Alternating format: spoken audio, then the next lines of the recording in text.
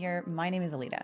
I'm a lawyer licensed in California and DC, and on this channel, we make sense of the law one bite at a time. In this series, we observe and analyze the play-by-play of some of the biggest trials that have shaped the public consciousness of the American judicial system. In this season, we're working our way through the case of California v. Erik and Lyle Menendez. Growing up in Princeton, New Jersey, and then Beverly Hills, California, these young men had everything they could ever want, or so it seemed, until one night on August 20th, 1989, they approached Jose and Kitty Menendez with newly purchased shotguns. Put on trial for murdering their own parents, they claimed self-defense, arguing they were terrorized in their own home by abusive parents until they could take no more. Which argument is more convincing?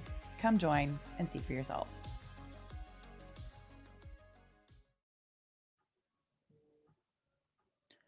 Well, hello, and happy Monday, everybody. Hope you guys are doing well. Hope you had a wonderful weekend. Some of you may have watched Lawyers and Dragons, the holiday special over on Rick's channel, the fun that we got into over there. I may or may not have been channeling my Long Island grandmother with my character. So anyway, that was very, very fun. That was the special fun on for me over the weekend. It was probably my favorite episode yet that we've done together. We've had some really fun times with Lawyers and Dragons. Anyhow, I hope that you guys had a good weekend too. I mean, obviously we are getting very close to Christmas now. We're 1 week away from Christmas. It's exactly 1 week from today. Crazy how it always happens. I mean, this is why Mr. Bites and I like to kind of like slide in a little early into the season, because it's like once the holiday season like officially starts, it's like it's gone in a flash. Like it comes, it goes, there's madness everywhere. It's craziness. So it's nice to have a little bit of time to sort of slide in to the holiday season on your own before that all happens. So anyway, but yeah, it's crazy how we're coming up to the final week of Advent, basically. So anyway, and the thing that I forgot to mention with Lawyers and Dragons is if you didn't see it, if you have no idea what I'm talking about, this is where Rick Hogue over at Hogue Law, he hosts this series, I guess we could call it, with David from Prototopics. He's the one that is always the Dungeons and Dragons dungeon master. He's the mastermind behind all of these crazy storylines, and he does such a brilliant job, not only with writing a good story, but also with acting out all kinds of voices, and also managing all of these other different characters that are not always cooperating with him, sometimes lawyering with him quite a bit. And then there's Ian Runkle from Runkle and the Bailey, and then Rob from Law and Lumber. All of us have this. We've been coming back to Rick's channel from time to time for that. We did a couple big campaigns, and then now it looks like we're probably going to kind of stick to these sort of like one-off episodes here and there for these specials, just to keep things a little bit more manageable for everybody's calendars and everything else. So anyway, if you have not seen it and you are curious about us being total, not just lawyers, but total nerds on top of that, go over to Hogue Law to check that out for sure. Gwendolyn SS. I loved your accent. Thank you. I appreciate it. And I think, Nico Kiski, was it as bad as the Star Wars holiday special? It was better. Much better. Emily Aarons loved the accent. Thank you. It was fun. It was very fun. Okay. Anyhow, let's get on to this episode of Classic Trials. Of course, we are working our way through the Menendez trial. We are in the defense's case in chief, and currently with Erik Menendez, the second of the two defendants that we hear from in this trial. And today, let's see. Sorry, I'm trying to throw something away. Today, we're going to get through the rest of his cross-examination, some of his redirect. Well, I guess all of his redirect, because then he's going to be recrossed afterwards. But there's about 4.5 hours left of testimony for Erik. We're going to do about 2 of those today. So we're going to hear from Leslie. We're going to hear from more of Kuriyama before we hear from Leslie. So buckle up for all of that. However you feel about all of these this cast of characters. Okay, with that, we might as well just get right into it, right? Maybe I can stop rambling and we can just get to it. How about we do that? Yeah, that's what we're here for. And as always, of course, I always remember this like now, like right before I start. As always, floating trigger warning for all of this testimony. They get into all kinds of abuse allegations in here, and it's not worth your mental health if you're having a hard time with it. So periodically, mods in the chat will post trigger warnings, and then also mental health resources for anybody that's having a hard time. So I'll put those on the screen from time to time as well. And if there are ever any images that are shown in the trial, because it's not live. Like when there's a live trial, there's only so much that I can control on as to like what gets shown, but images of violence, images of youth bodies. There are some images in this trial that have been that were shown to the jury that I've censored off of here, because it's just, some people might be purists about like, oh, like you should show the entire trial, everything. Absolutely. I censored those images because I don't want YouTube to come and take down my channel for it. It's not worth it to me. If folks want to see all of the testimony on all of this stuff, Court TV has everything. So, the information is out there. I don't need to be the one to show it. So anyway, okay, all of that aside, I have no idea what he's going to testify to here, but general trigger warning, and also just a note that I do censor this stuff, just to make sure that we are in line with the YouTube rules. Okay. Alrighty, let's get to it, shall we? Okay. Morning to everybody. And we're ready to resume with the trial. The record will reflect that both defendants are in court with all attorneys present, as well as prosecution is also present.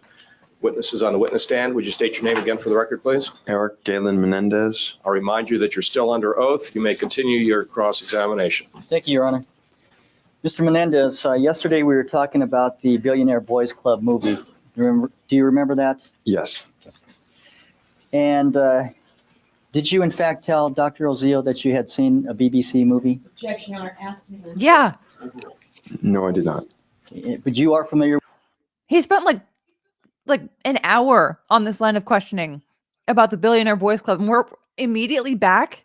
Like, what is happening here? What's going on? This is ridiculous. With the Billionaire Boys Club. Yes.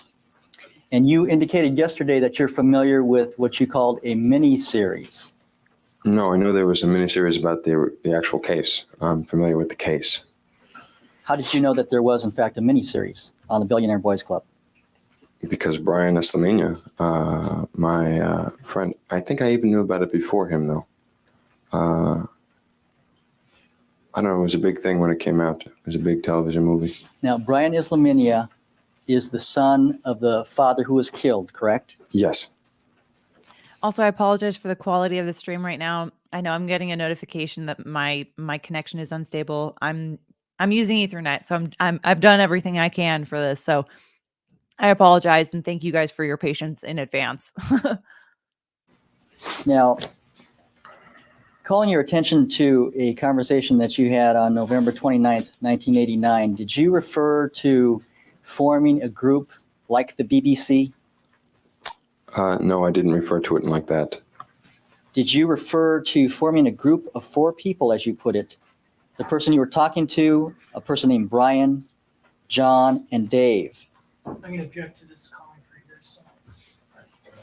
Objection sustained. This will be evidence offered at a later time.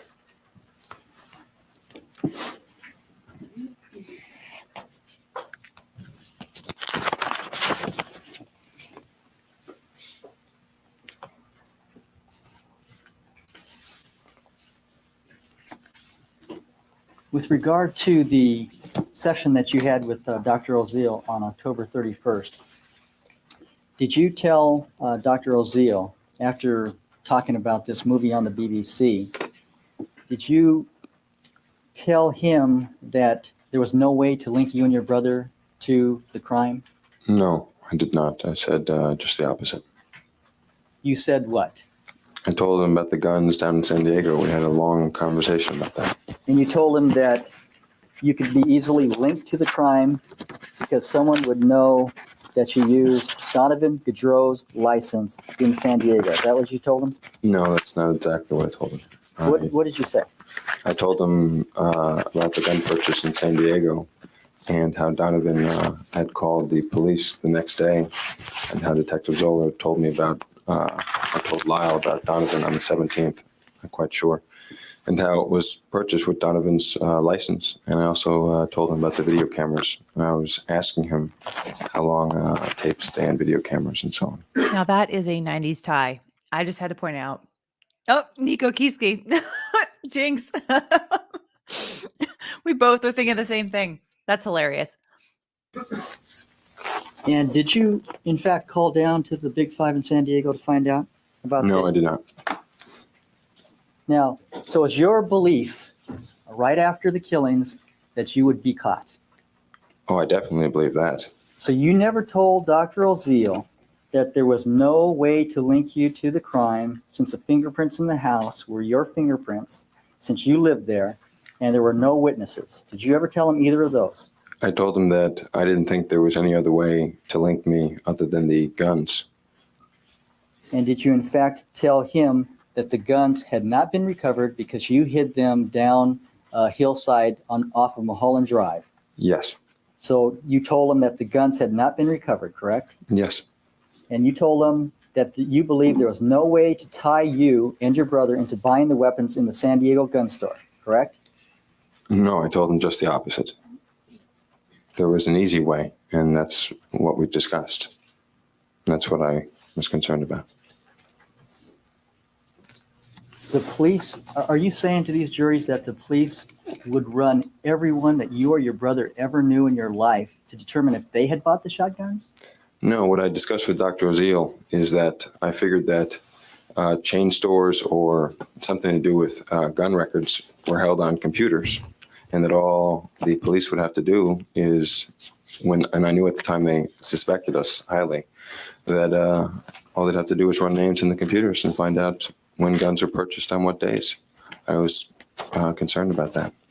But they didn't know at that time that you had used fake ID, did they? Rephrase the question, please. Is it your state of mind that the police knew that you used fake ID in San Diego to purchase these shotguns, sir? No, I really didn't think that because I bought them in San Diego, it really mattered. I thought there was a statewide computer. Actually, I thought there was a national computer. But I once I found out they knew about Donovan, that's when I got concerned, because I thought all they'd have to do was punch in the name in the computer. You have a knowledge about computers, it appears, sir. Is that right? Actually, I was wrong. They don't have a statewide computer. But that was your state of mind before this occurred. That went to your state of mind when you spoke to Dr. Oziel. Yes. So you thought about computers, and you thought about a statewide computer, and you thought that they could punch in certain information into the computer? Certainly. So when you testified that you didn't know anything about computers, was that inaccurate? No, I really don't know anything about computers. Had you ever had any interest in computers? My dad bought or brought home a computer when I was like 13 or 14, and I had an interest in it then, because you could play the video games on it. So you had worked on computers before? No, not really. I hadn't done any assignments on them. I just fiddled around with it, though. You turned the computer on and you accessed information? Yes. You knew something about computers? No, not really. I didn't know much. I didn't know the computer that he brought home was one of those old style computers, not like the computers nowadays that are apparently real easy to access. It's real complicated, and I screwed up on it. So when Dr. Oziel testified that you had told him that there was no way to link you to the guns that you and your brother purchased in the San Diego gun store, he made that up? Because you actually told him that they're going to find out because they know that I use fake ID in San Diego. No, I didn't tell him that. We had a discussion about Donovan and the video cameras. You actually mentioned this person's name in the video cameras to Dr. Oziel. Yes, we had a long discussion about it. And you told him that you would get caught because they would run something on a computer. No, I told him that that was the only way I thought we might get caught at that point. So you told him that was the only flaw to your plan. No, I told him that that was the only evidence the police would probably have at that point, since no witnesses have come forward and no one linked us in any way. And so that was the only way I thought at that point they could find us. Now, you just used some interesting language. You just used the language that Dr. Oziel said you had used, that no one could link you in any way. Objection sustained. Why don't you rephrase the question, please? You had just stated, sir, that you believe no one can link you in any way other than that, correct? Yes, And that's what Dr. Oziel testified that you said, didn't he? Objection argumentative. Overruled. that's what I just said. And that's the conversation we had with Dr. Zeal about how we could be linked to this. And that's when we talked about, actually, we talked about what the police knew. And that's when we talked about the guns. Now, you told Dr. Oziel at that time that the police had not recovered the guns because you hid the guns, correct? Yes. And that you did inform Dr. Oziel that you bought the guns in San Diego using false identification, correct? Not in that language, but yes. How wild is it hearing about the reasons why they thought that Erik was like so good with a computer? It's because he like played video games on his dad's computer that one time when he was 13. We live in a very different world today. Very different world today than they did back in the 90s. So weird.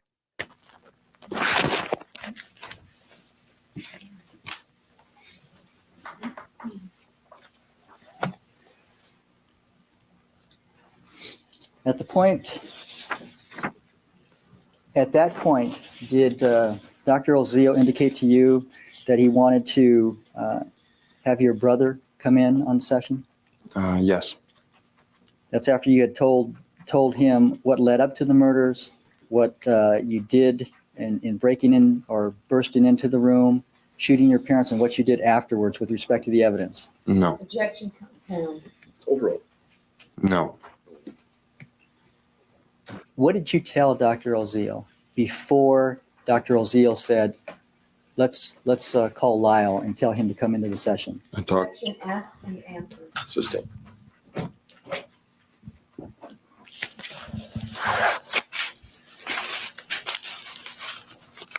At some point, were you present when Dr. Oziel called your brother Yes, I was.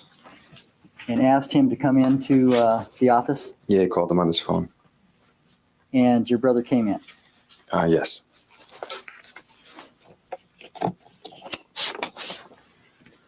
Now, you said that it took your brother a while to get to the office, correct? Yeah, longer than I thought it would. And during that period of time, there was more discussion about what had happened? It was more discussion about what my parents were like.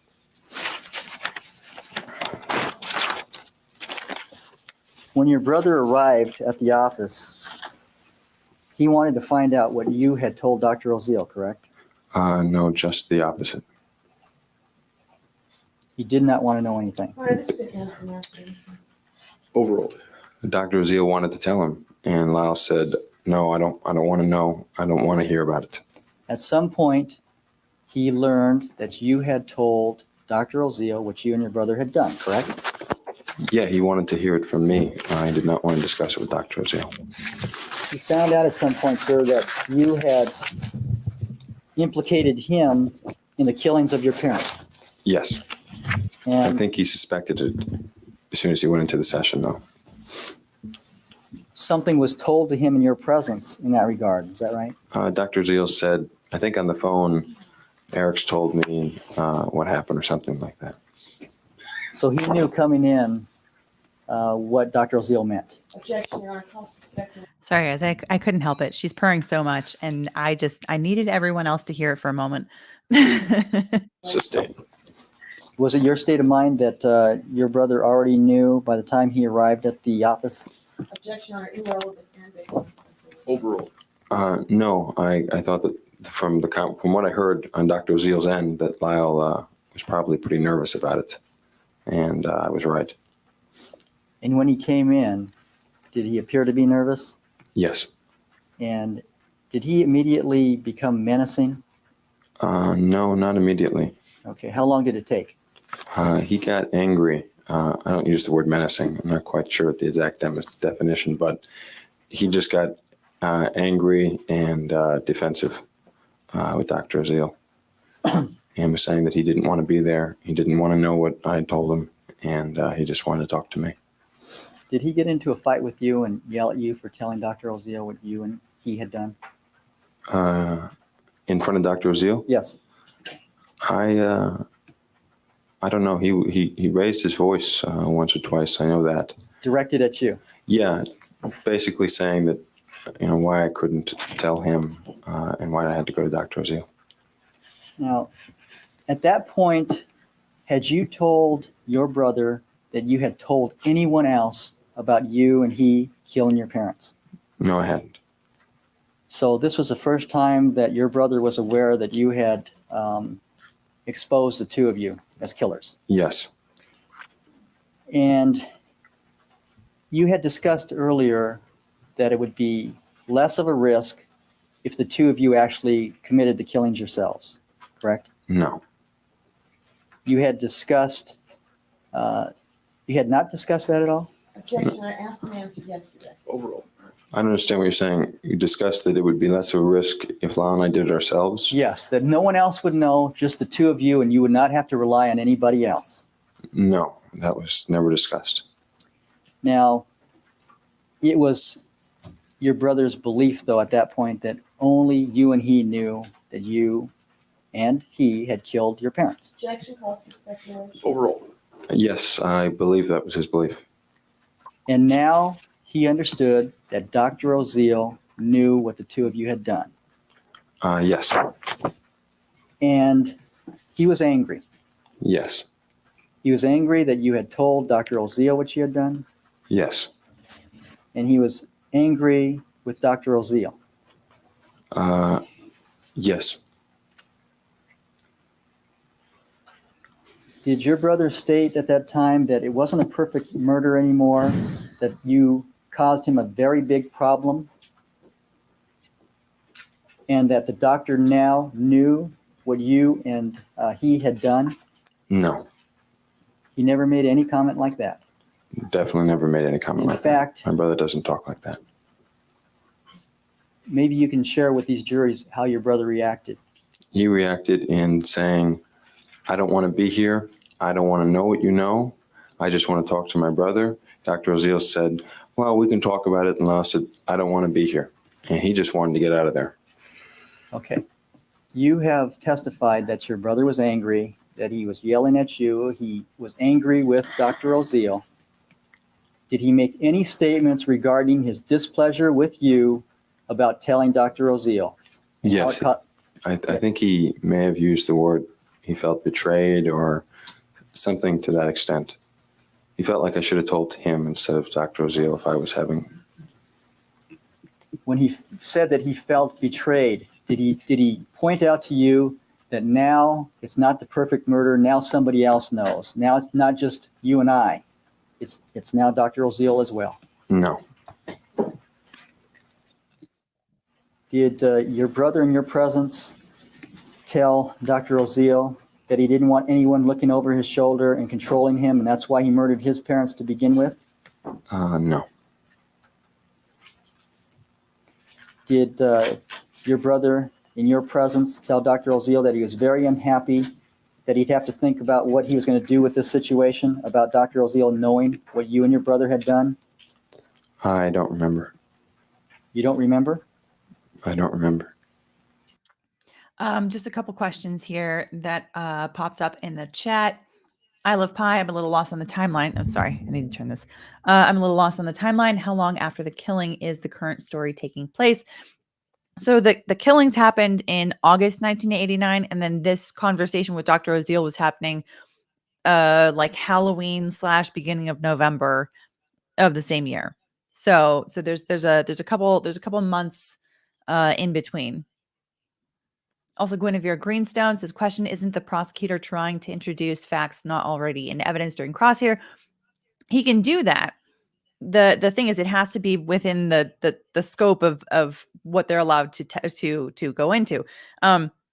Cross-examination, there is a bit of leeway. I mean, especially because, okay, so I'm sorry. Let me back up for a second. What he's getting into here is conversations about Dr. Oziel.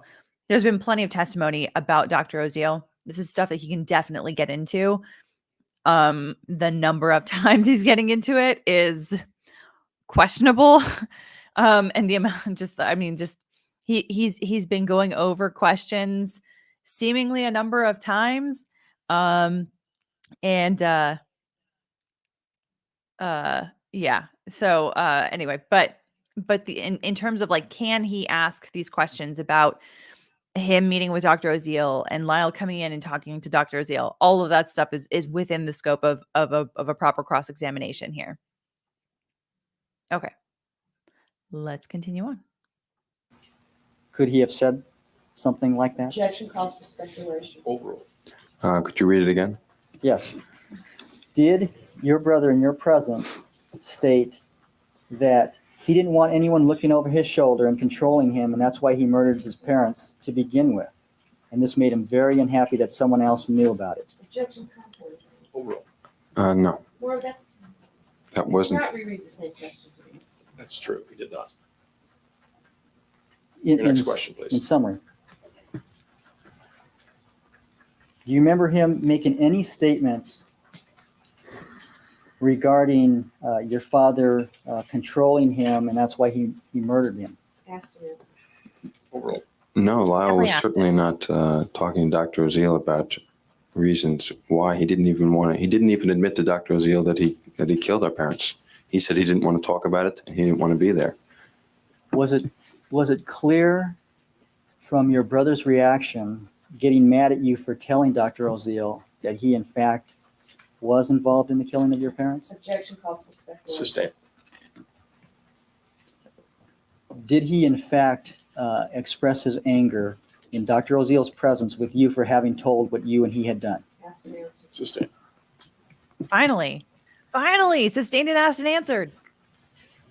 Move on, Kuriyama. Did Dr. Oziel in your presence state that he felt that your brother was menacing? He may have. I don't remember. There's some things you don't remember that you told to Dr. Oziel that day, I take it. I'm sure there's a lot of things I don't remember. I just remember what I remember. So some of these things that It sounds like a silly thing to say, but I understand what he means when he's like, I just remember what I remember.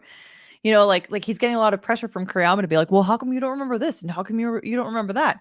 Which is a dumb question to ask, because honestly, does anyone know why they forget something? Does anyone know like precisely why they can't remember a specific detail? No, they forgot because they forgot. They can't remember because their brain has chosen to allow that piece of information to fall out of their brain. It's not like it's some sort of like a conscious decision. I am going to forget this moment.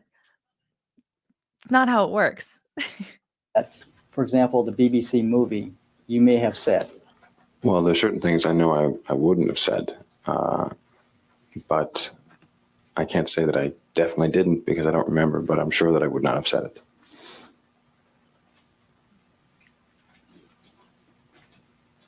At some point, did you get the feeling that your brother wanted to get rid of Dr. Oziel? Did he say that To me? No, at some point, did you feel that your brother wanted to get rid of Dr. Oziel? Objection, Your Honor. Overruled. No. At some point, did you run out of the office? Yes. Why? Because of two reasons. One, Lyle's reaction, and I couldn't stand it anymore. I was now feeling even more guilty. I was now feeling guilty about the fact that I thought I had displeased my brother and betrayed him, and I now thought the whole world was a mess and things were just getting worse by the second. I just ran out. I couldn't take it anymore.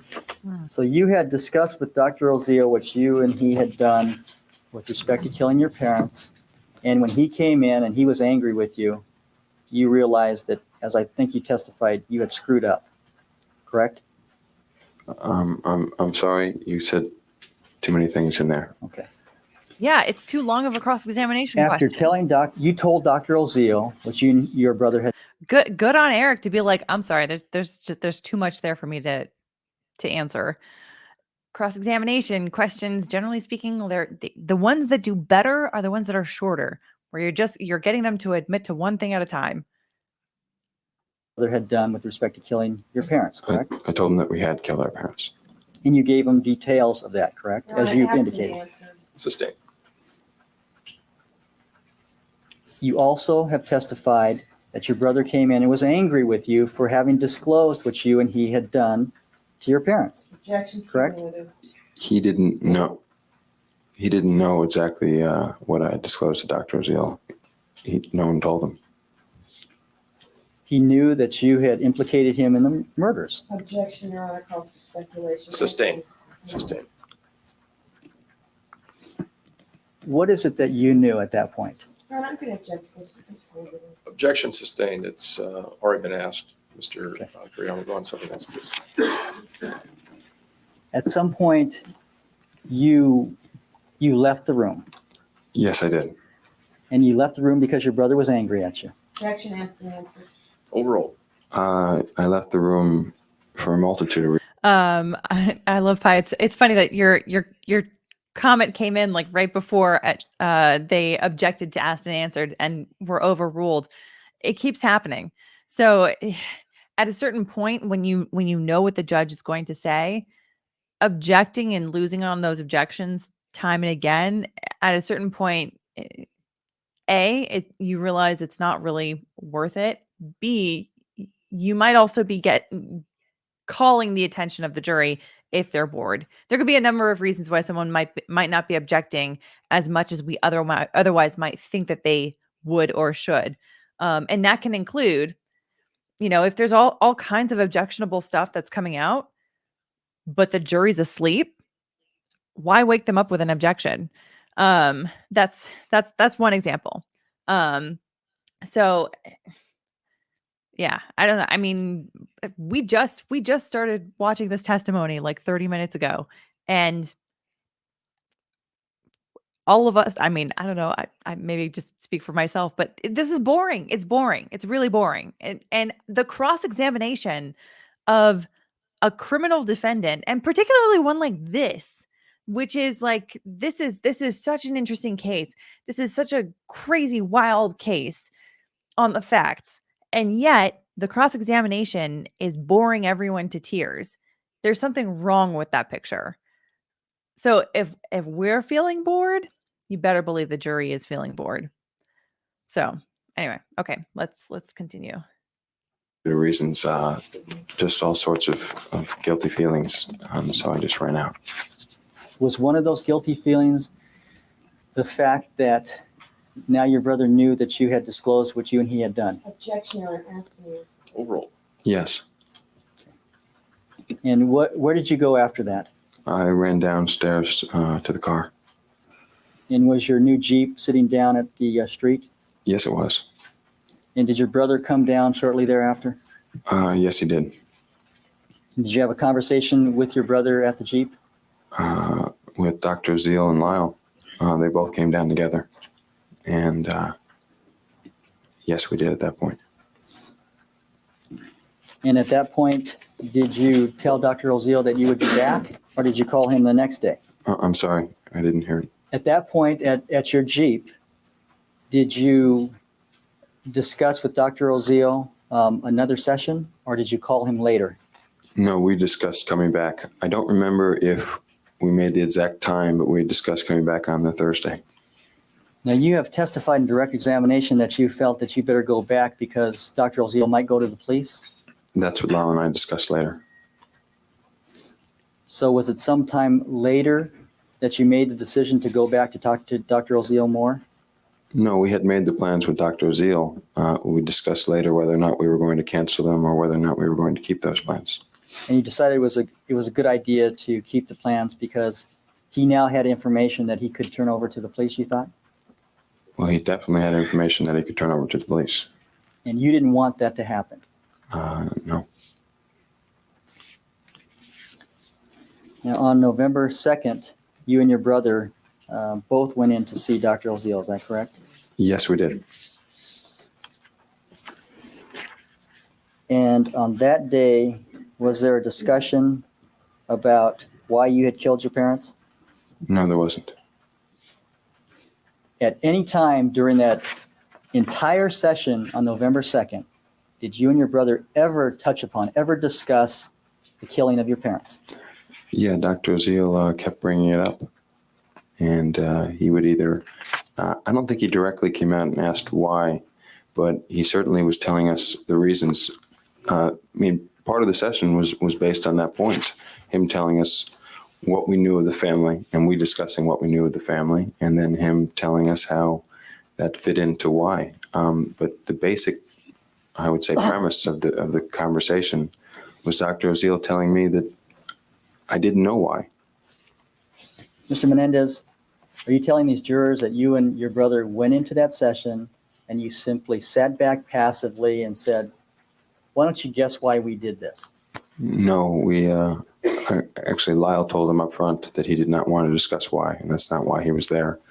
And so we all decided that we would talk about what he called I think he called it the constellation of our family and how it was put together and what the elements were in it. Early on in the conversation, did Dr. Oziel inform you and your brother that he had taped the session and that he had instructed his attorney that upon his demise, that the attorney would go to the police and that this tape was in a safety deposit box? That's if I remember correctly, that's the first thing he said, which put us back a little. That's the first thing he said, that he had these tapes in safety deposit boxes. And did he inform you at that time, you and your brother, that that was for his protection? Yes. That he felt threatened by you? Yes. At that point, isn't it true that your brother proceeded to laugh and he told Dr. Oziel that he should have felt threatened because after the session, he and you had sat in your Jeep and the first statement that he made to you was, well, now how do we kill Oziel? Definitely not. Your brother was angry that day, was he? Was he not on August? On Which day are October, you talking about? October 31st, 1989. He was angry that day, wasn't he? Yes, he was. And he was angry because somebody else knew what you and he had done. That's Yes, I was in the shower. That's how this all feels. It's very Legally Blonde. Maybe that's actually what Legally Blonde. Well, like this was, legend has it, this cross-examination was the inspiration for that scene in Legally Blonde. part of it, but he was more angry at the break of loyalty. And I'm not sure if it was just pure anger. I think he was quite hurt. He was angry at you for disclosing and also angry that there was someone else that knew. Would that be fair to say? That would be fair to say that was part of what was happening. I think that another large part was that he felt a serious break in loyalty that I would go to someone else. And he felt hurt about that. He liked how close our relationship was. Really quick, just a quick question here. MLS, making law simple. Has there been any more movement on a potential appeal? I haven't seen anything. I don't think so. I mean, I wouldn't be surprised if there were some papers that have gone back and forth. But I don't know. I haven't heard anything since the last. I guess there was a hearing a couple months ago. So yeah. Sorry to not have a good answer for you, but I think probably the answer to that is no. So there are two reasons. 2 reasons that I knew about. Okay. One being that he was angry that there was a third party that knew. Objection, Your Honor, asked and answered. Sustained. Finally, he's sustaining these. Even the judge is like, Did Kriyama, he explain to wrap it up. Dr. Oziel that you and he had discussed killing Dr. Oziel? Did he explain that? Yes. No.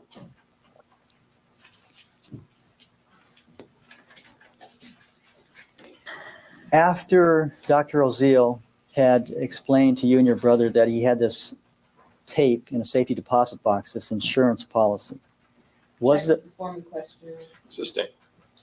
after Dr. Oziel told you and your brother that he had this tape, that he had it in a safety deposit box, did your brother joke with him about then having to protect Dr. Oziel so that nothing would happen to him and the tapes being released?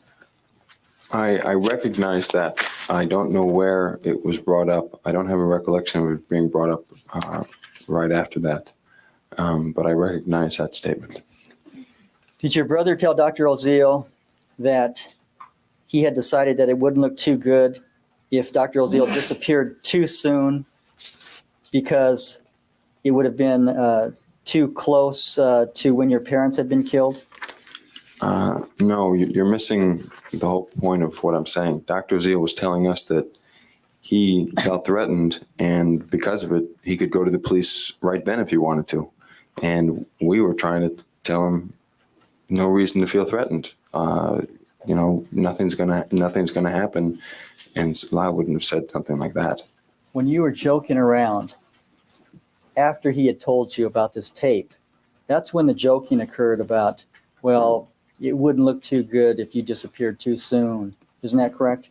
After he had told us about the tape, we were certainly not in a joking mood.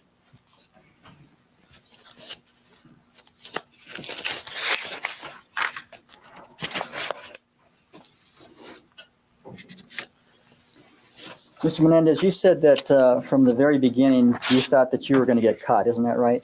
Asked and answered. Sustained. Mr. Menendez, do you recall stating on November 29th, 1989, that I've known from the beginning, no clues, no one heard anything? Object, Counselor Harrison. Sustained.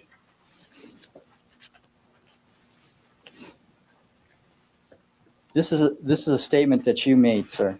Your Honor, I'm going to Same object. objection. All right, sustained at this time. Go on to something else, please. Very Move well.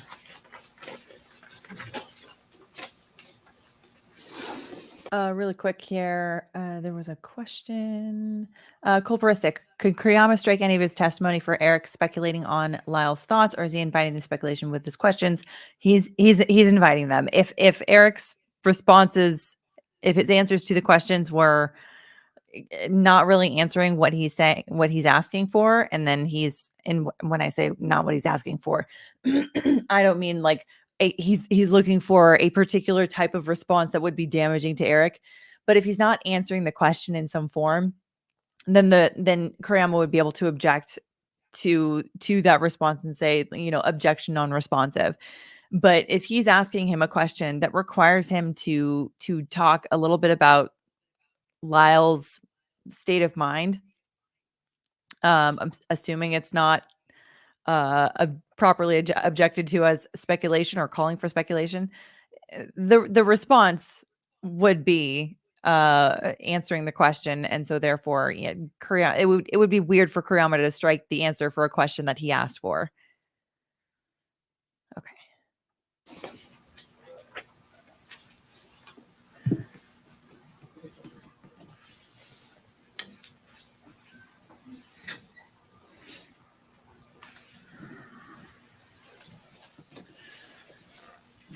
Mr. Menendez, were you present when Dr. Oziel had the conversation with your brother, and wherein Dr. Oziel said, "I don't want to live in fear"? Objection, Your Honor. Vegas time and place. Overruled. No, I don't remember that. On November 2nd, 1989, in that session that you had with your brother, with Dr. Oziel? Dr. Oziel said he didn't want to live in fear. Yes. I don't remember it. Dr. Oziel, Also, yeah, Gamer Deco, rare and weird. We saw attorneys object to their own questions in depth. We heard, yes, it does happen. Sometimes it makes you look a little bit ridiculous, like what happened in depth. We heard, yeah, but the way in which it would make sense is if the witness does not respond to the question that you've just asked. And then the objection is objection non-responsive. Like request to strike the answer from the record as non-responsive. So, but yeah, if your question leads them to respond in a way that is otherwise objectionable, but they are responding to your question, it's your own damn fault. Oziel had expressed that he was afraid, correct? He said that he was afraid on the 31st. I guess he still said that he was afraid, yeah. And that when Dr. Oziel said, "I don't want to live in fear," your brother said, "Neither did my father." Remember that? No.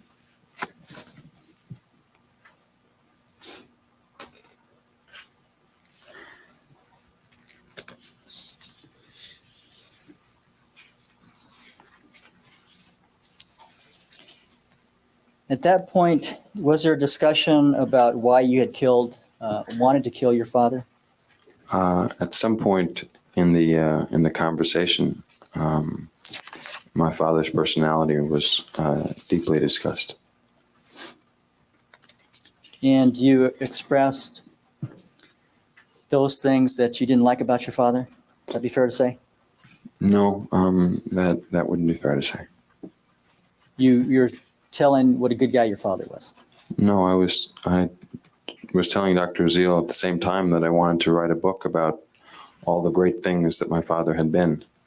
And I was also telling him some of the other things. He was telling me some of the things. It was sort of like a group conversation about what he knew about my dad and about how we wanted to write a book and some of the things that we knew about our dad. When he wanted to know from you, why did you kill your mother? What did you tell him? Objection, Mr. Jackson. Overruled. I didn't tell him. I remember specifically that Lyle said that he was not going to discuss that. Are you saying that when Dr. Oziel asked about why you killed your mother, your brother said, "No, we're not going to discuss motivation here"? I believe Dr. Oziel testified to that. I believe Dr. Oziel testified that you and your brother had discussed why you killed your mother. Objection. Isn't that correct? Argumentative. Objection sustained. Yeah. Raise the question. Yes, Your Honor. Yeah. See, so, okay. Thankfully, the judge saw that and he was like, "No, you can't do that." I mean, if the witness testifies, particularly a witness in this kind, well, always the defendant can hear all of the other testimony that has already happened at that point. But in this trial, they're even allowing all of the other witnesses to hear all of the testimony, which is wild.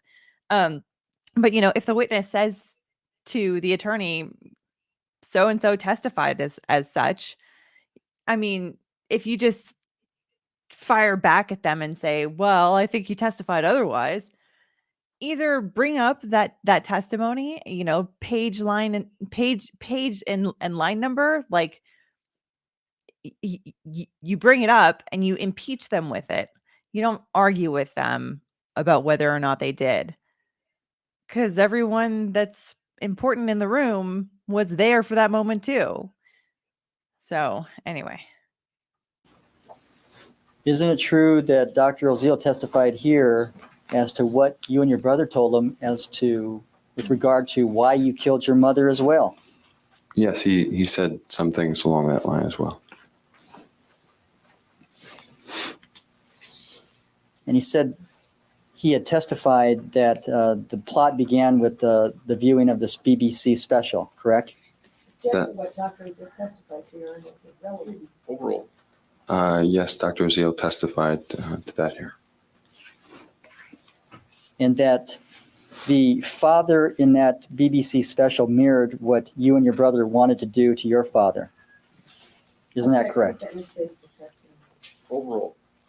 Yeah, he said something along those lines as well. Now, you have indicated that you were a friend of Brian Islamania. Yes. And in this movie, All right, let's go on to something else. Thank you. this is reserved for The judge on his own is like, all right, let's go on to something else. Like, enough of this. How many times do we have to talk about the BBC, whether it's the British Broadcasting Channel or the Billionaire Boys Club?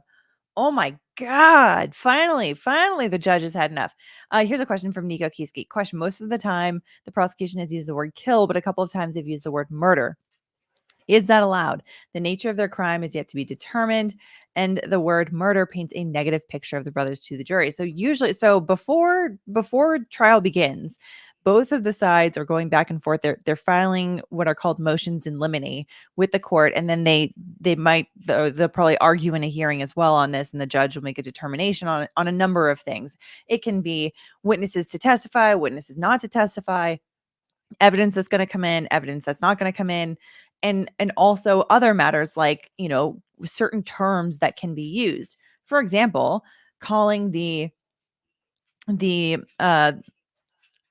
alleged victim a victim. Can you call them a victim, or can you call them the accuser, or do you call them this or that? There are a number of things that they will determine what can and can't be said because of the way in which it might prejudice the jury.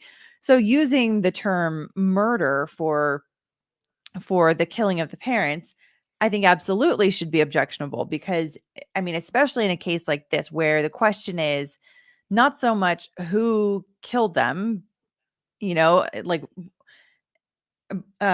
so not who did it, but what was the legal circumstance, right? Was this in some form of self-defense? Was it perfect self-defense? Was it imperfect self-defense?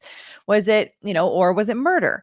That's an important distinction that the jury is going to be deciding on, right? Like that's the ultimate legal question that the jury is going to be deciding. It's different than, say for example, the love triangle murder trial, which I did recaps for last month, where it was clear that the woman who was killed was a victim.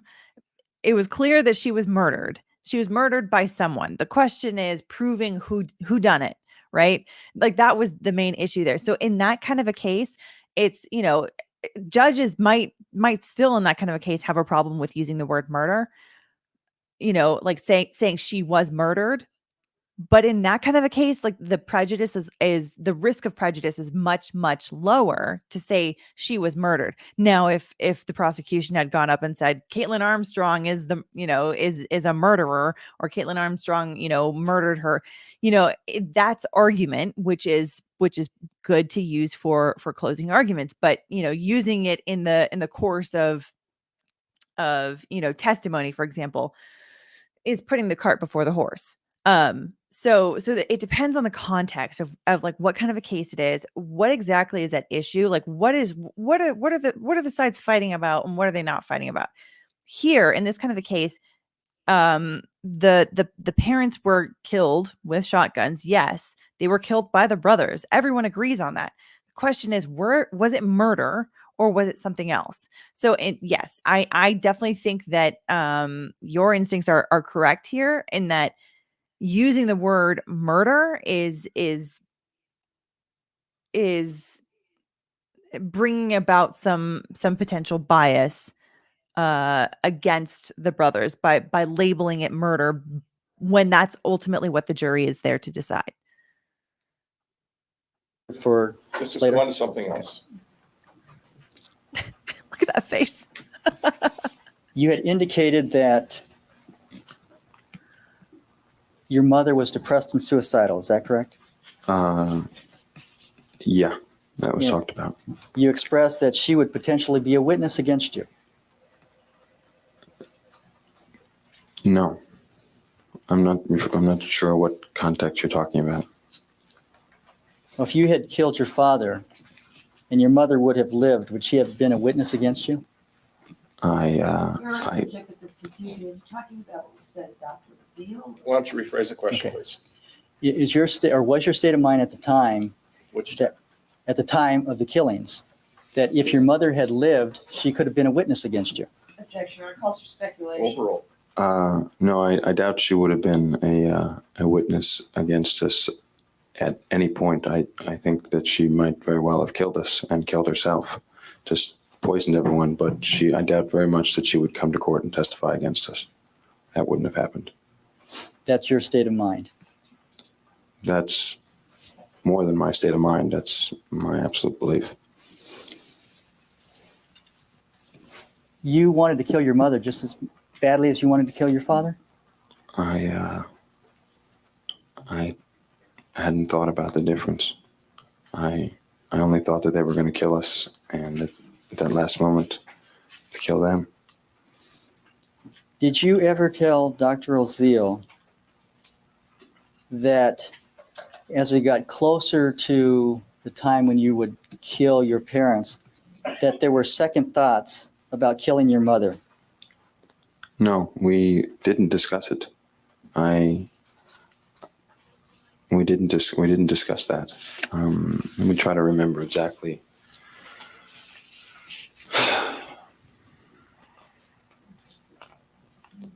I know we didn't discuss that. I don't remember certain things. Do you remember telling Dr. O'Zeal that once you had made the plan and had formed it with Your your Honor, I brother? would object to this nasty approach. all right. Or represented, the jury panel is not present at the moment. There was some matter that council wanted to discuss at the break, and what is that? Well, Mr. Korean indicated he's not going to pursue that particular line of questioning, and he's designated for me 2 areas with respect to Dr. Zeal's notes that he wanted to question Mr. Menendez about. And one of those areas appears on page 12 of the notes, which has to do with my client telling him about the mother locking the doors. And I would object to that because he's already asked that and it's been answered already in his cross-examination. The other area he designated is on page 19 of the notes, the middle paragraph. And my concern is that the notes don't accurately reflect what Dr. O'Zeal testified to concerning this I'm gonna discussion. fast forward here a little bit. There's Exact quote. Let's see here. Where? Um, I really thought that this was going to be an to entire have hour here. we saw. Interesting. At home and your knowledge about Okay, now computer. we're back. Yeah. Dr. Zeal No. Okay, hang on. Sorry. didn't. Trying to find it. You were, By the way, members, As there's well. Sometime now, like, fun fact, there is a chinchilla of evidence emoji for all of the members, which I just now uploaded because this reminded me of the chinchilla of evidence. So members, you can find that in your emojis now. You might need to refresh the screen to get it, to see it as an option, but it is now there. large enough. Okay, let's see. Come on. We saw. Okay, All right. there we go. Are we ready then with the juries? Okay, let's get the jury panels in, please. The cross-examination. Mr. Menendez, with respect to the October 31st, 1989 session, did you tell Dr. O'Zeal that you remembered that your mother locked the doors to the bedroom? Yeah, the chinchilla of evidence is the same artist that made all of the pet emojis, as well as like the current Christmas ones. She also made that one. So yes, I love it. I love it. It's an investigating chinchilla looking for all of the evidence, trying to find it. I'll rephrase that, Joanna. On the November 2nd, 1989 session, or in that session, did you tell Dr. Oziel that your mother had locked the doors to the bedroom and that your mother and father had sensed that you were capable of murdering them? No. I said something like that, but I didn't say that.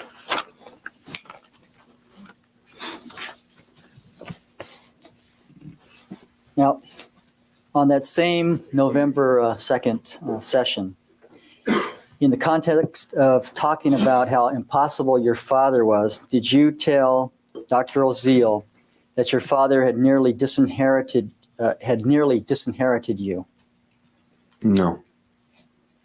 And that was another example of why you had to kill your father?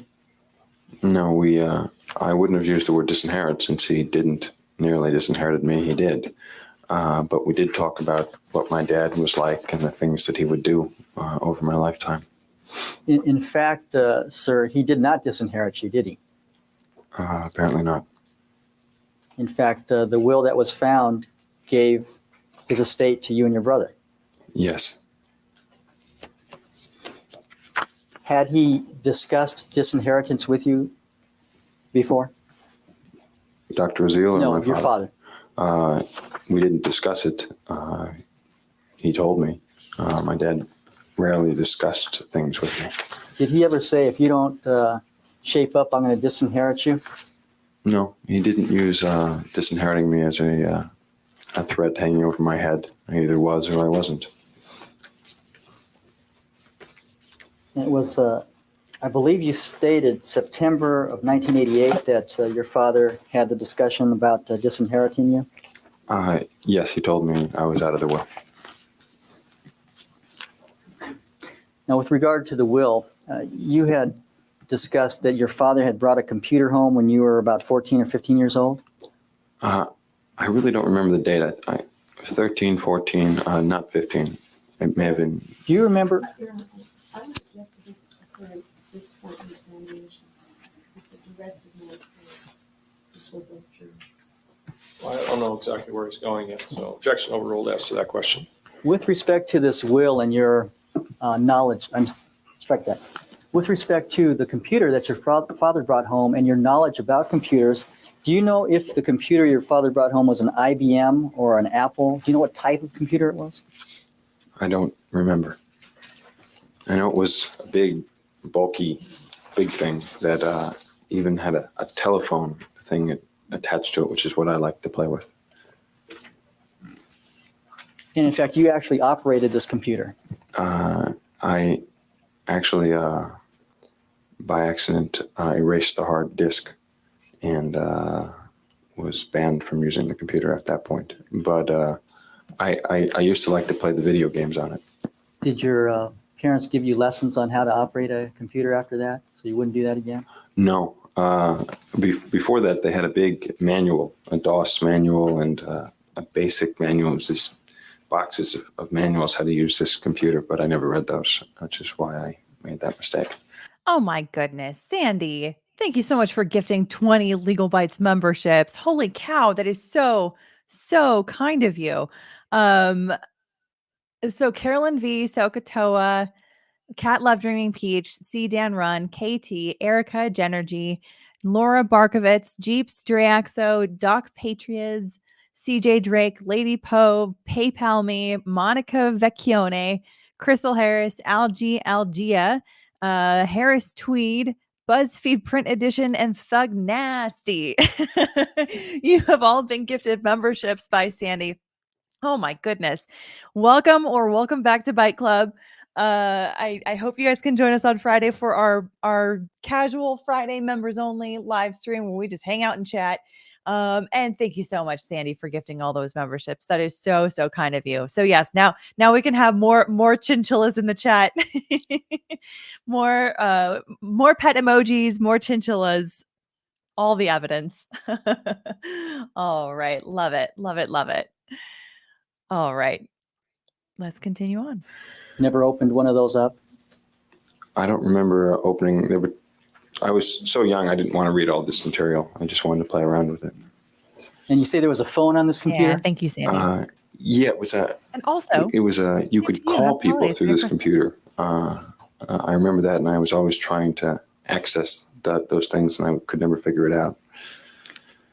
Was there more than one computer at the Beverly Hills mansion when your parents were killed? Yes, I believe there were two. One was upstairs in the bedroom? One was my mother's, and one was, I think it was in the study. And whose was that? It was a computer that was used for homework assignments and things like that. By whom? By my mother, and by, I guess, I used it once to type up a paper once I learned how to type. There was a computer that was used for homework, and who used it? My mother. Well, of course.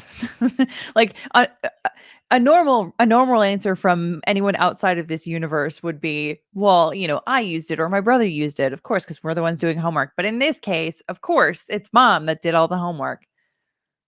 In school. Did you ever see your brother operate that computer? No, I didn't. He wasn't a computer person.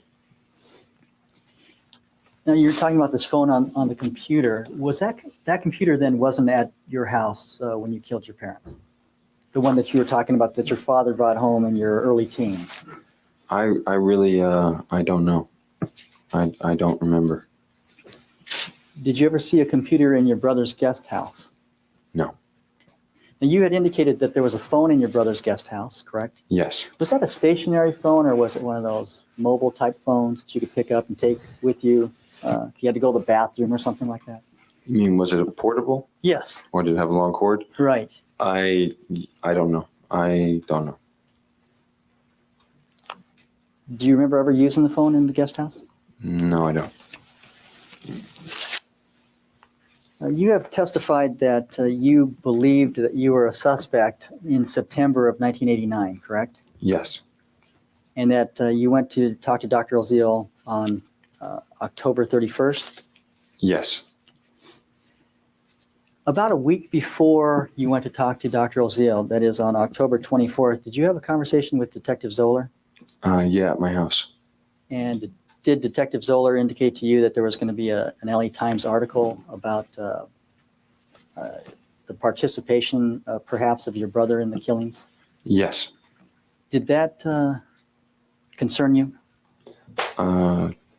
Certainly. And did you take steps in that regard?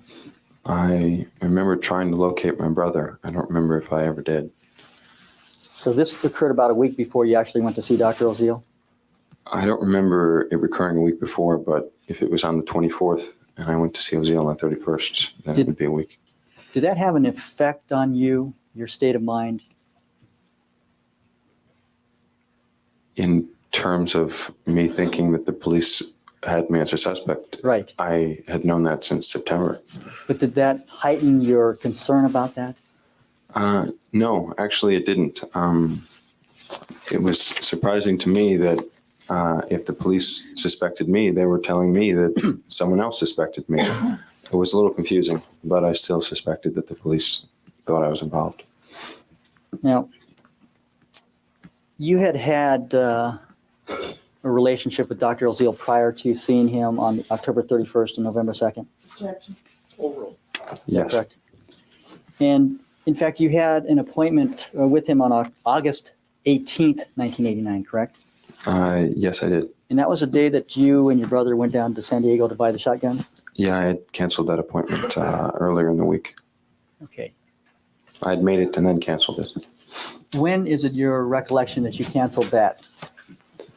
I know it was after I spoke to my brother because I had made it before I spoke to my brother. What day would that have been on?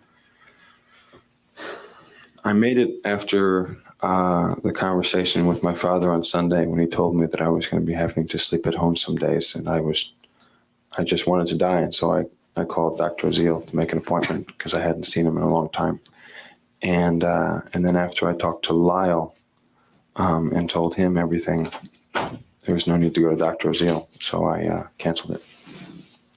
Dr. Oziel was a friend of yours at that point, correct? Objection, Your Honor. Overruled. No, not really. Not really. No, he was a Yeah. Sometimes some of the objections that Leslie makes are a little a little bit silly too. I mean, oh, well, was Dr. Oziel your friend at the time? That's a question. It's kind of a stupid question. It's not really like helpful for making a particularly effective cross-examination. It's just a fluff question that really doesn't put points on the board for anyone. But, Leslie objecting to it is like, I don't know. I think it's a little bit silly. a therapist who he was a therapist. And if you were having any problems at that time, you would have gone to see him on August 18th. Not really. I know that he's. I'm going to object to the questions in this matter. Overruled. I know that he spoke with my parents, and so I was. I never really told him much about. Your Honor, I'd like to be heard. All right, you may.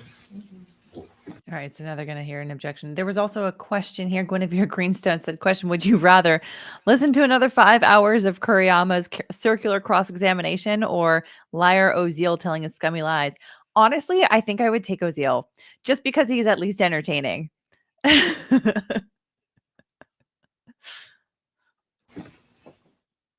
Mr. Menendez, take you back to the night of the killings. You had testified that you and your brother had gone to the Century 14, and I believe we didn't get beyond that. So after the Century 14 theater, where did you next go? Up to Mulholland Drive or Mulholland Highway. Were you directing your brother where to go at this point? At that point, yes. You were familiar with the area? Yes, I was. Where exactly did you direct your brother to stop that night? On Mulholland Highway. Where, though? Oh, I don't know. Within 1-2 miles of cold water. It was dark. He just pulled over at the side of the road. Was it pitch black outside that you could barely see anything? I know that it was like late at night. I don't remember what kind of moon was out that night. It's your recollection that you went about 2 miles and then you told your brother to stop. This looks like a good place to dump the guns. No, I don't know if I told him. I don't remember telling him where to dump the guns. I remember directing him how to get to Mulholland Drive or Highway, but I don't really remember how far down we went or me telling him where to stop. Was there some discussion, though, in the car as to your knowledge of the area and where you would end up throwing the shotguns? Yeah, I kept saying we needed to get rid of the guns and or something to that extent. And I didn't know where, so I just said, drive up to Mulholland. Okay, and at some point, I believe after 2 miles, was it, that you said, okay, stop here? Objection, Your Honor. Asked you. Overruled. No, I didn't tell him how far down Mulholland, and I don't know exactly how far down we went. But I don't remember telling him where to stop. Do you remember houses being around where you took the guns down this hill? No. Do you remember any lights from any buildings around there? No, I remember a lot of forest. When you went down the hill, was it dirt or was it bush or what? It was dirt, bush, trees, all kinds of things. And how far did you take the guns down? It didn't seem that far to me. I don't know, 50 feet?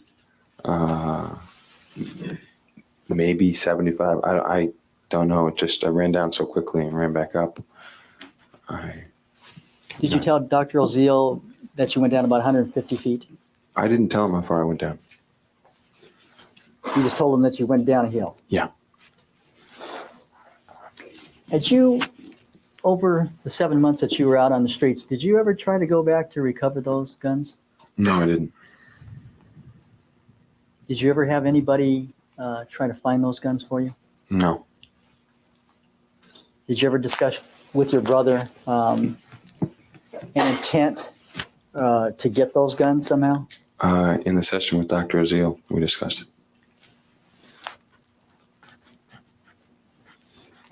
So it's your understanding that neither you or, to your knowledge, your brother never tried to get the guns? Overall. I don't know what Lyle tried to do, but I know we discussed it with Dr. Azil.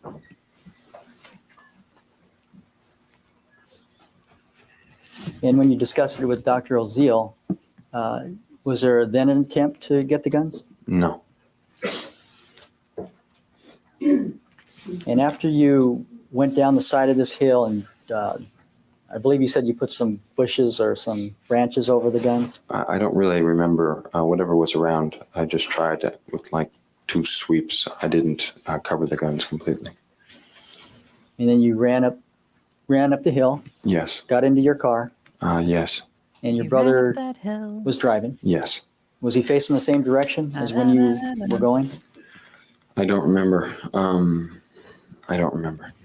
And where'd you go after that?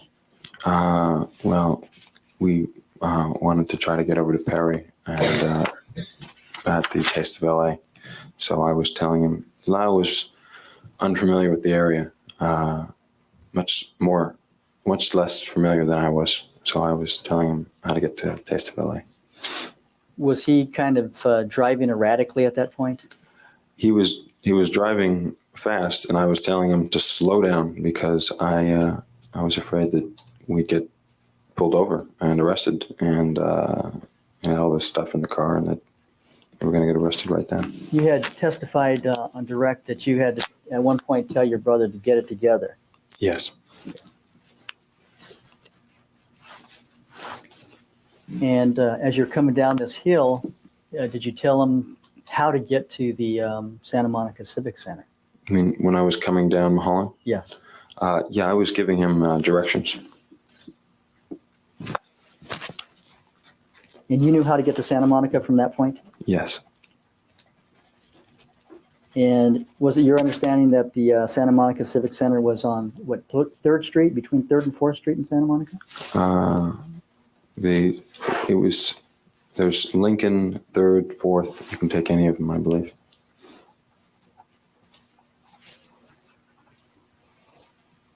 And on the way to the Santa Monica Civic, did you stop anywhere? We may very well have stopped at the gas station on the way there. I don't have a specific memory of doing that before, but that very well may have happened. Where did you tell him? Which route did you tell him to take? The freeway. From Mulholland to where? Mulholland to, it was one of the streets that went to the 405.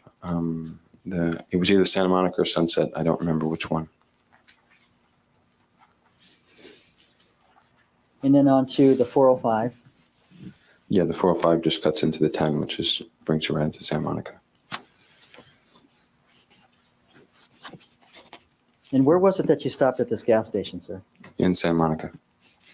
Was it very close to the Santa Monica Civic? The Santa Monica Civic, we got lost we took a wrong street somewhere right in Santa Monica getting to the Civic Center because I wasn't exactly sure on what street that place was, but I know the gas station was real close to it. Close to where the Taste of LA was? Yeah, I believe so. I believe it was right off the freeway, the gas station. And was the gas station open?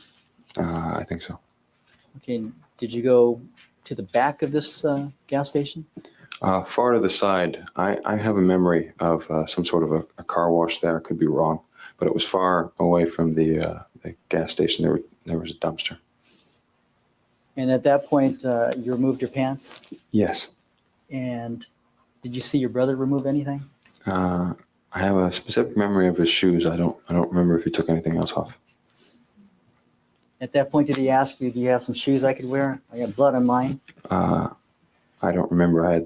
I lived halfway in my car, so I if he did, I would have given him some. And you had plenty of clothes to put on that day. Yes. And you pulled out another pair of pants, Yes. put those on. Yes. And then you went to the Santa Monica Civic Auditorium. Yes.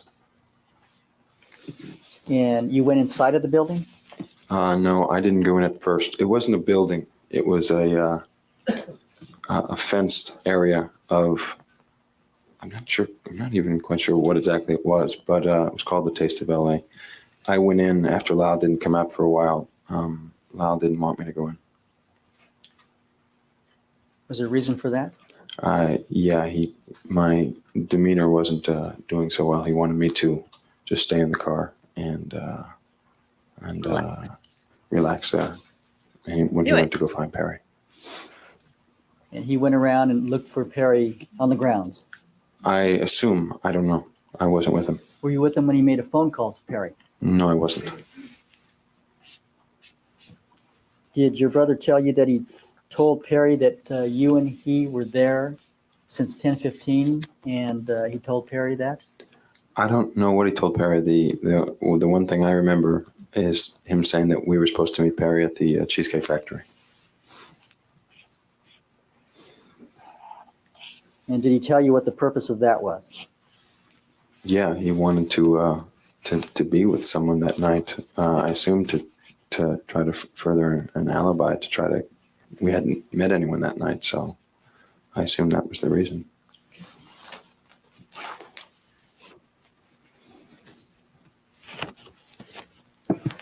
So Menendez, you say that you had been molested for 12 years, correct? That's your testimony? Yes, that's what happened. All the way up to when you were nearly 19 years old? Up until my father died. Now, are there any witnesses to this molestation? Speculation. Overall. Was anyone in the room? Yes. No. In fact, the only person that could deny or contest your claim is your father, correct? That's not also speculation. Overall. My father and my mother. And both of them are dead, correct? Yes.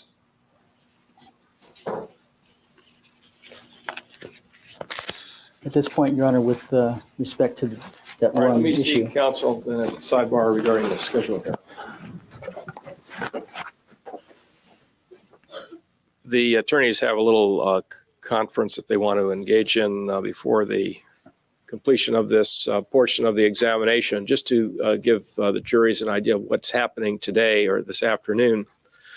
There'll be a little bit more of cross-examination before both juries, and then some redirect examination by counsel for the defendant before both juries. And then, and that'll happen this afternoon. And then as soon as that's completed, the gold jury will be excused for the rest of the day, and then All we'll right, have and some I think this other. is the All right, we'll end see. here. leave the- Yes. Okay. Yes. All right. So then we're going to go to the next portion here. Also, Sandy, thank you so much for this chat. It's a good reminder. If you guys are enjoying this, be sure to hit the like button. It definitely helps. It's like the simplest thing that you can do, and you wouldn't believe just how much it actually does help to simply like the video that you're watching if you're enjoying it. So yeah, like it, share it, comment afterwards. Absolutely. Those are wonderful things. Okay, here we go. And very, very helpful. So yeah, thank you, Sandy, for putting that up. Okay. Carolyn V. But what about defend uncle? We only care about defend aunts. I love it. Okay, here we go. Okay, and then like I said, this portion is like 3.5 hours long, but we're gonna do the first like hour of it because that's what the redirect is. Under oath. And also gamer deco, glory to the YouTube algorithm gods. Yes, praise be. All right, let's continue to the next bit of testimony here. You may continue your cross-examination. Thank you, Your Honor. I guess there's a Mr. little bit of Menendez, I crosstalk. believe you indicated that on July 31st, 1989, you were in Tampa, Florida. Yes, I believe so. And was that at the Harry Hopman Saddlebrook International Tennis Club? I believe that was the name, yes. Okay, and you were attending some kind of a school there? I went there to play tennis, to train for Kalamazoo and to visit my Aunt Martha. And when you were there, do you recall during that period of time that your brother was also there? He may have been there that time, may have been the time before. I really don't have a great recollection, but it could have been that time. Now, would you describe for the juries what the setup was like at this camp? Did you have your own room? Yes. Every you shared rooms. You had roommates, and then there was the professional tennis side where a lot of the professional tennis players played, and then there was the camp side where a lot of the juveniles played, and I played on both sides. Do you remember staying in Complex 4? I don't remember The arrangements were set up that you would have roommates? Yeah, the first time I went there, I had 2 roommates or 1 roommate. I don't remember how many roommates.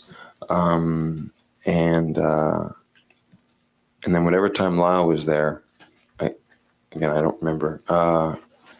Lyle and I stayed by ourselves, and there was a kid named Toby that used to hang out with us. Okay. So you would stay in the same room as your brother? Yes, well, there were separate rooms, but the same apartment.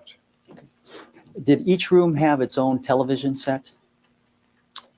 I have no idea. Do you remember watching television while you were there? No, I don't. I remember watching TV on a video camera that we had over there. We would tape tennis and watch it, and so on. So there was a television set Yes. available. You don't recall whether it was in your individual room? I don't know. Was there a television set for the complex? That is some kind of a room that was shared by all of the people that had rooms within that complex? There was a television set, I believe, in every apartment. It was a country club, and I guess the name was Harry Hopman's, rented part of it, and they rented these individual apartments, and I guess every apartment had a television set. I don't know if, I guess you're talking about a day room. I don't remember. Do you recall the room number that you stayed in? No, I have no idea.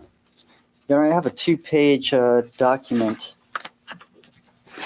from the Harry Hopman Saddlebrook International Tennis Club. I'm giving copies to each council. May I have that marked exhibit next in order? News 77. Thank you, Your Honor.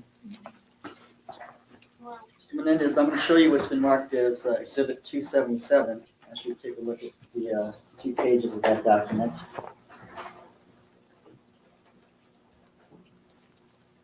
Oh, the 2 pages, I'm sorry. Okay. Mr. Menendez, does that refresh your recollection as to whether you and your brother were at that camp on July 31st, 1989? No. It does not. No, I don't quite understand what it is. If you could just explain it to me. I mean, it could. I would object to having it explained. Well, counsel, at this point, your client asked a question, and it's up to the prosecutor to ask another question. Mr. Menendez, asking you to take a look at page 2 of exhibit 277. Does that indicate your name on that? Judge, the document speaks for itself. Overall. Oh, yes, okay. That's Do right. you understand that part of it? Yeah, I didn't know you were referring to the name up there. Yes, then it does. Okay. And with respect to taking a look at this document then, and taking a look at the dates thereon, does that refresh your recollection as to where you were on July 31st, 1989? Yes, on July 31st, I suppose it's not accurate. I wasn't there August 4th. Okay, I'm asking you. But on July 31st, yes, it does. Okay. Now, as to the first page, sir, does that refresh your recollection as to whether your brother was there on that date as well? Yes, it does. Okay, and was he there also? Yes, he was. And Furthermore, sir, with respect to the complex where you and your brother were staying, does that refresh your recollection as to which complex that would have been? Complex 4. Same complex. Yes.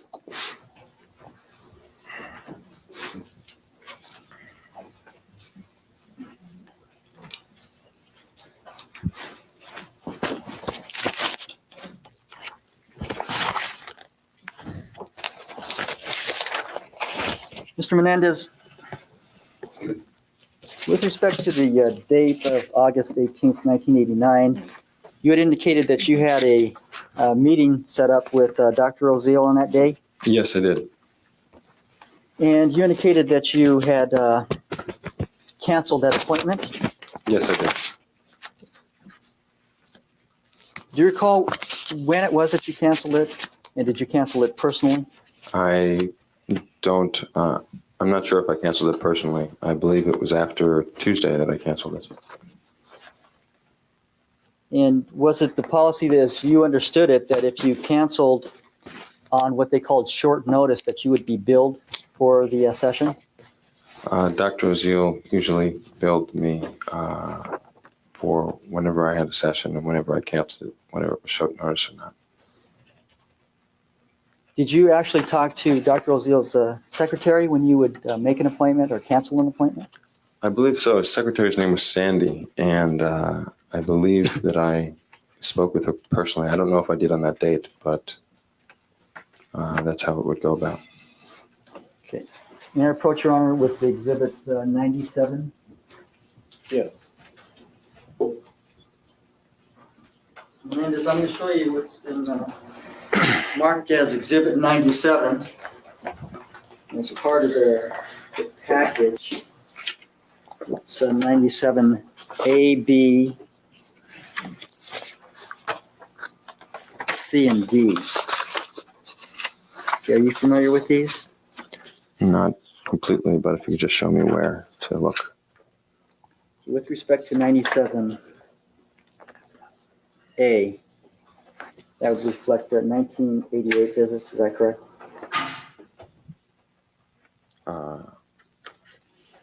Yes. And with respect to 97B, do you see the entry for August 18th? Yes. And does that indicate that you canceled the session on short notice? Yes, it does. Did you cancel that session on that day, that is the 18th of August? I don't remember. It was between Tuesday and Friday that I canceled it after I spoke with my brother.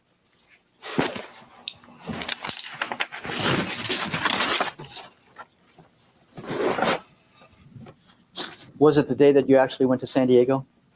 That you No, canceled? it wouldn't have been the same day. It may have been Thursday, if that's what short notice means. I really don't know.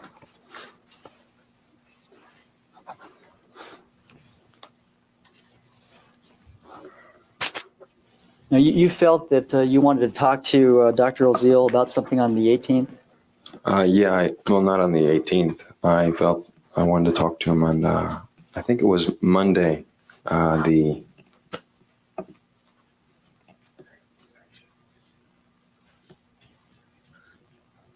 14th, that I made the appointment with him. Sometime between Sunday and Tuesday, I made the appointment with him because I wanted to talk to him about this problem. You had a good relationship with Dr. Oziel and you wanted him to help you out? Overall. No, that's not the reason. I don't know what kind of a relationship I had with Dr. Oziel. What my dad told me on Sunday was such a hard thing for me to be able to handle. I just felt really terrible, and he was the only one I saw to talk to. Now, this question, I've been requested by the Beverly Hills Police Department to just specify. Objection, Your Honor. Introduction. Okay, why don't you just ask a question? I know we've gone over, sir, about the Mulholland Drive where you deposited the shotguns. Yes. When you were heading on Mulholland, which direction were you going? I went up Coldwater. 352, it's a discovery question. Overall. Thank you, Your Honor. I went up Coldwater and we made a left. Left on Mulholland? Yes. Now, when you got out of the car, did you go down a hill, which would have been on the passenger side, or did you cross the street to the other side? No, the hill would have been on the passenger side. So if you're going down Mulholland, the hill went down toward the valley side. That's where the hill went down. And you had indicated that there were big trees in that area? Yeah, I just remember all sorts of forest all around on both sides of the road. And on the other side of the road, did the hill go up, or did it also go downhill toward the LA side? I don't remember it going up, but I can't be positive about that. Also, quick question from Nico Kiski. Why did Kuriyama mention the police department before the question? I don't know. It's an unnecessary preamble to the question, which is why he drew some objections, and the judge was like, "Yeah, just ask the damn question. Don't say who it's on behalf of." I don't know. It's a very strange way to start it up, almost as if he's like, I don't know. I don't know. I don't know. It was just weird. That was just weird. Now, Mr. Menendez, you had indicated that your mother throughout your life would help you with your Pop, schoolwork, maybe. And a Yes, she would. maybe. and she would help you to fill out applications. She did my applications. Okay. Asking you to take a look at the photograph on the board, Exhibit 7. Do you see the paperwork, the letters that are near your mother on the floor? Yeah, there's all sorts of things there. When you turn on the lights after shooting your parents and wanting to go back to pick up the shells, did you notice what those letters were? I didn't look.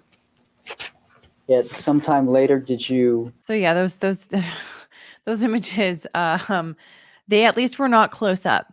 There were very, very, very gory images that were close ups that were shown earlier in this trial. When you came back and your brother called 911, did you actually went in to see your parents again, didn't you? Yes. And at that point, did you see what your mother had next to her as she lay there? Object to the form of the question. I didn't care what she had next to her. I wanted to see them. You know, I have another photograph. I have that marked as 278. 278.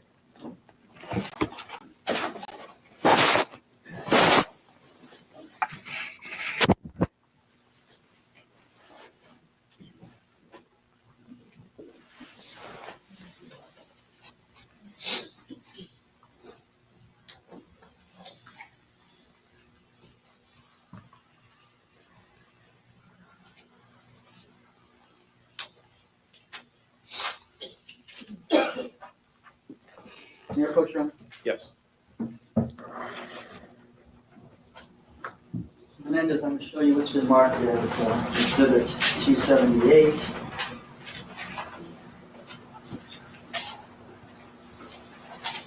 Actually, let me just show it to you here. Does this appear to be the area of the coffee table indicated in the middle of this photograph, sir? The, Exhibit 7? Yes. That photograph? It appears to be, yes. Can you see what that is that was next to your mother, the letters? How to enroll, attend without obligation, some sort of parking, registration, etc. And where is that from? I assume it's from UCLA. Does it in fact say UCLA there with respect to the parking? Yeah, right on the park. Okay.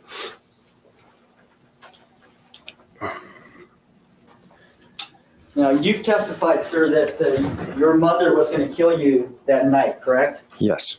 And that's still your belief, is that correct? Still my belief to this day. Yes. Well, if I knew they didn't have any weapons when I walked in the room, I would not have walked in the room. I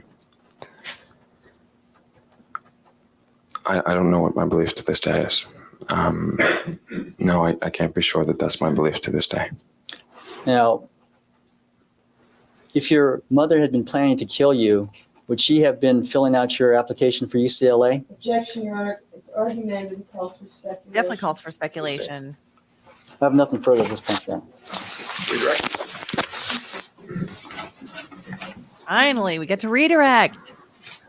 Can you believe it? It's been like 40 years. We're finally out of this cross-examination. Ay, ay, ay.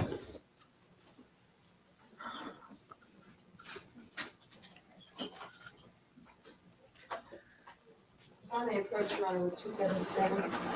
All right.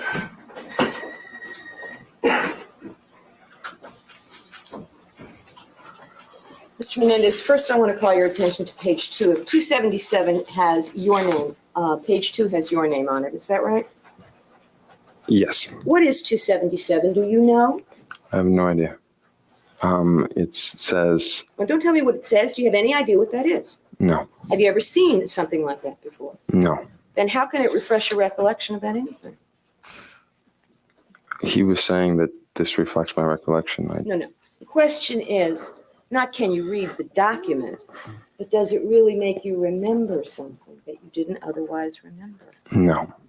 Let's first take through the one that's in your name. Her tone kind of makes it sound like she's grilling him, but what she's really doing is grilling the other side. She is what Leslie is doing right now is she's basically saying everything that Kuriyama just did with this document in refreshing your recollection was dumb and also not proper.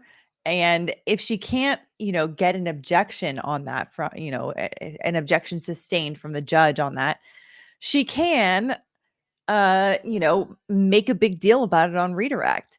She can, just to really illustrate for the jury how dumb it is that the other side is trying to pretend like this is somehow refreshing his recollection when he's never seen this document before. Yeah. Culparistic, what issues do you think need to be covered by this redirect? I think that recentering it to his frame of mind back to the moments before they shot them, refocusing back on the fact that they were exhausted, they hadn't been sleeping. They were, fearful of their lives, why they were fearful of their lives, how that was tied to the abuse that he had been suffering all of those years. So all of these things that are much more central to their defense. There's been so much spaghetti thrown at the wall that there's so much of it that, some of it, a lot of it you probably don't even need to address, because there's no way that the jury was paying attention during that entire cross-examination. There's absolutely no way. But this is an interesting way to start is by kind of pointing out something that the prosecution did and making them look very silly to the jury right off the bat, just to be like, don't listen to anything that they're saying, that they're doing. They're trying to pull a fast one over you. That's another way to do it. Just because talking about the refreshing his recollection, he may have seen it but not have noticed it. But the thing is, if he had seen it but not noticed it, it didn't enter his consciousness, and then therefore he can't recollect it, right? So it's still is the principle is still there that this is not a proper recollection refreshment. Because of the fact that it's not there in his brain for him to recollect, even if he had seen it but never noticed it. Anyway, all right, let's continue on. Your name. Okay. But I always appreciate you taking the devil's advocate position in the chat. I want you to know that. I appreciate the fact that you do that to kind of push back every now and then on stuff. I like that, and you do it in a respectful way. It's a series of dates. Is that right? Yes. Dates for what? Can you tell? No, I have no idea. Now, the date of August 9th, for example. Do you know where you were on August 9th? Yes, Were you at Harry Hopman's in Wesley Chapel near Tampa, Florida? I was in Florida. Where were you on August 9th? I believe I was in Chicago or on a plane back to Los Angeles. What day did you come back to Los Angeles from Chicago? August 9th. So you couldn't have been there then, could you? No. And August 4th, 1989, do you know where you were that day? Yes. What were you doing that day? I believe I was playing tennis in Michigan. Kalamazoo. Yes. So you couldn't have been there on that day, and that shows up in this document too, right? Yes. Now, how'd you get to Michigan, by the way? I flew to Michigan. In a commercial airplane? Yes. I Do believe you so. know what day you flew to Michigan? No. Okay.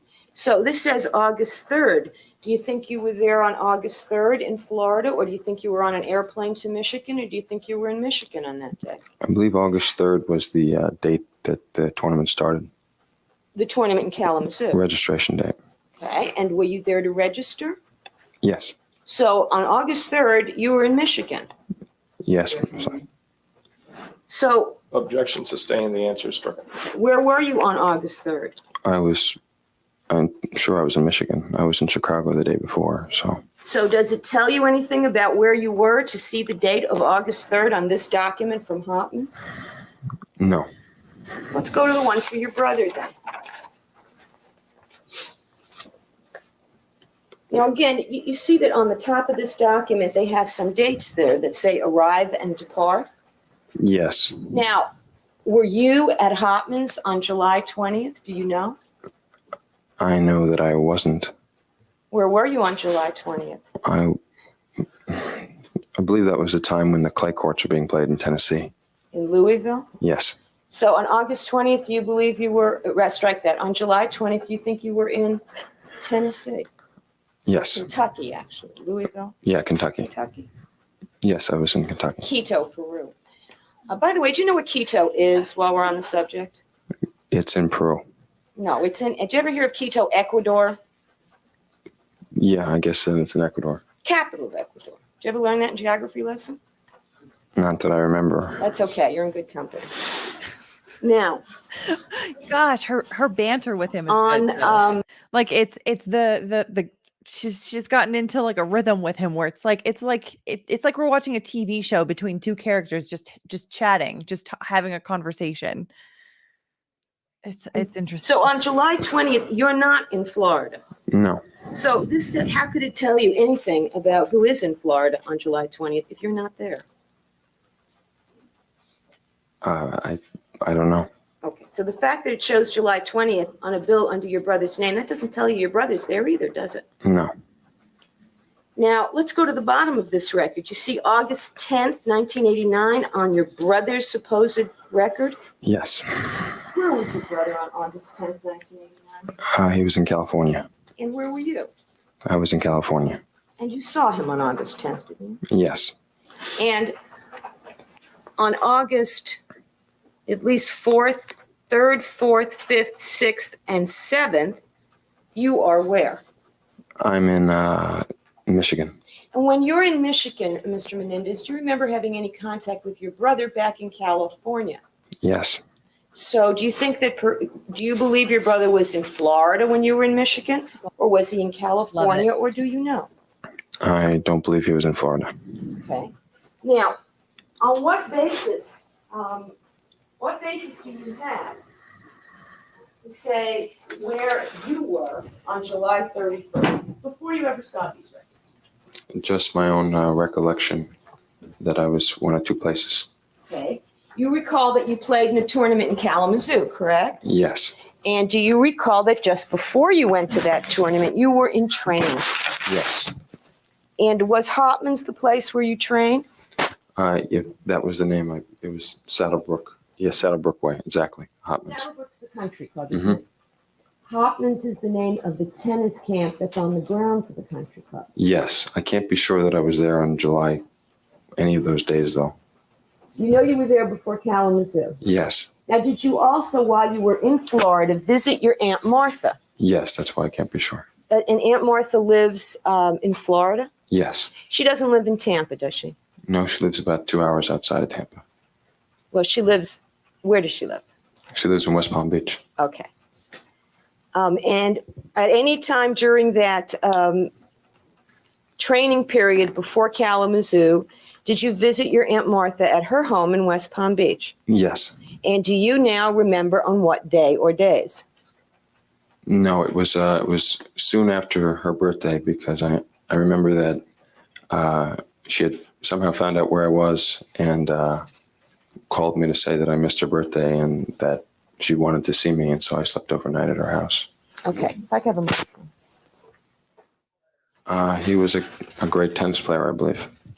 And is that who founded that camp in Florida? I believe so. Now, did you also attend Harry Hopman's tennis camp in Florida before you played in the tournament in Louisville? Yes. And in fact, when you went to the tournament in Louisville, did you have with you clothing you had purchased at Hopman's? Yes. T-shirts and such? Yes. Okay.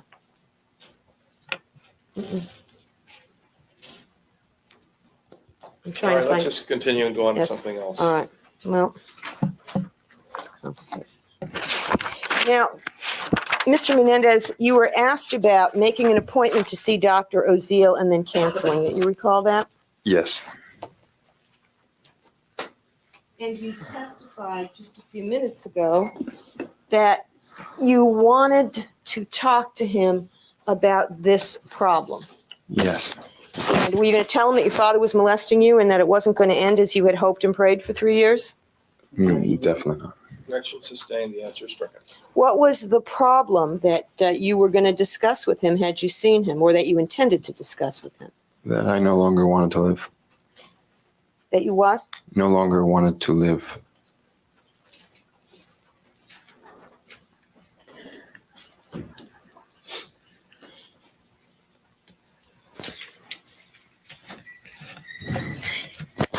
Had you ever seen any other therapist? No. Did you know that your mother was seeing a therapist? Yes. And did you know how it was that you wound up being directed to Dr. Oziel? Yes. And how was that? Overruled. Through my mother's therapist. And did you know what his name was? Yes. What was his name? Lester Summerfield. And had you received information after your parents died that your mother might have left something with Dr. Summerfield? Yes, I did. And what was that information? Just that she might have left she might have left a letter with Lester. That your mother might have left a letter with Lester? Yes. Did she refer to Dr. Summerfield as Lester? She referred to him as her closest confidant, Lester. And did you know when she was alive who that was? No, I don't even remember if I knew the name Lester Summerfield before she was alive or after.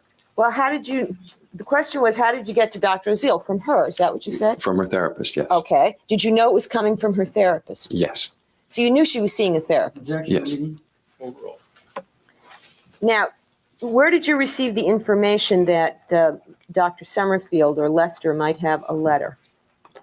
From a suicide note that she had left that I found afterwards. A suicide note you found afterwards? Yes. Now, you had found a suicide letter of some kind in 1986. Isn't that what you've already Yeah, I testified? found another one in 1986. In when? In 1986. You found another one in I 1986? found the first one in 1986. Within a few days of your parents' death, a number of your relatives came to California. Yes. And was one of those relatives your father's mother, your grandmother? Yes. And was your grandmother at the Beverly Hills house right after your parents died? Yes, she stayed there. She stayed there. Yes. Did everyone else stay at the Bellage or the Bel Air Hotel? Yes. Did your grandmother stay at the house by herself, or did anyone else stay with her? There were so many relatives there that I don't remember if anyone else stayed with her. That's pretty You did not crazy. stay at the house during that week, did you? That's pretty crazy. I'm not gonna lie. That's a little spooky to be choosing to stay at the house where your son and daughter-in-law were just killed. That's ugh. No.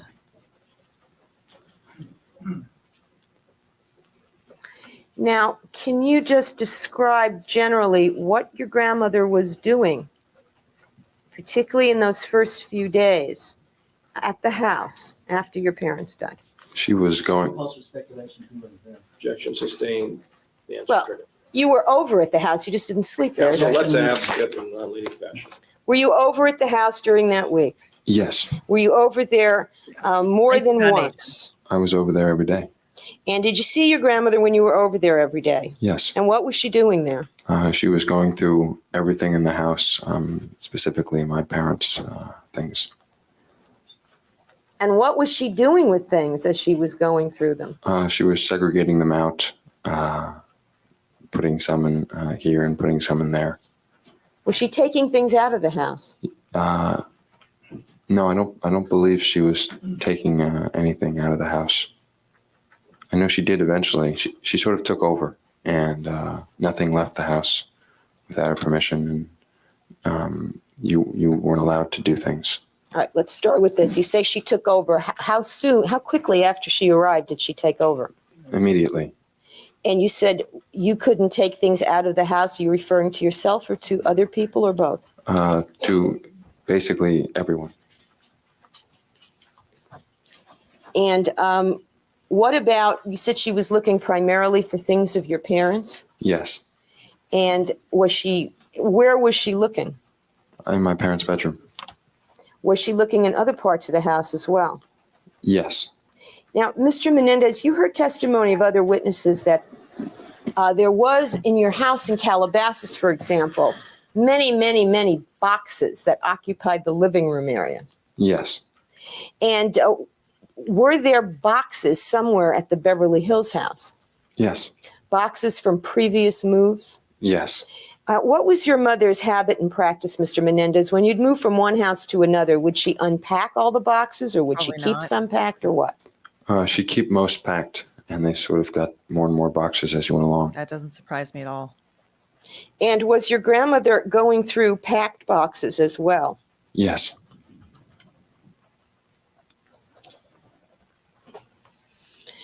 Now, you testified at some point you were concerned that your grandmother might find something in your father's closet that you didn't want her to see.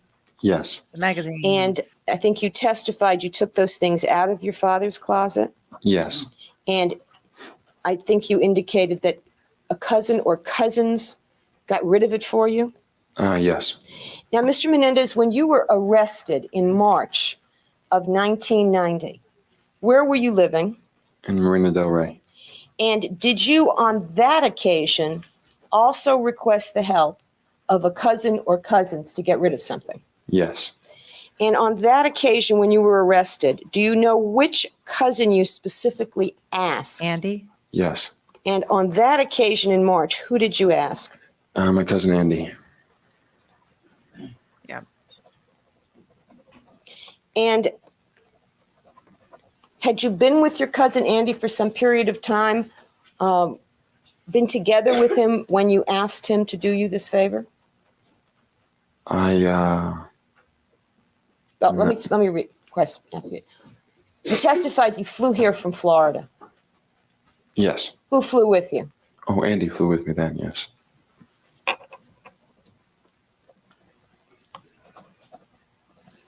Now, when you got here on this flight from Florida, did you have an opportunity to go back to your apartment?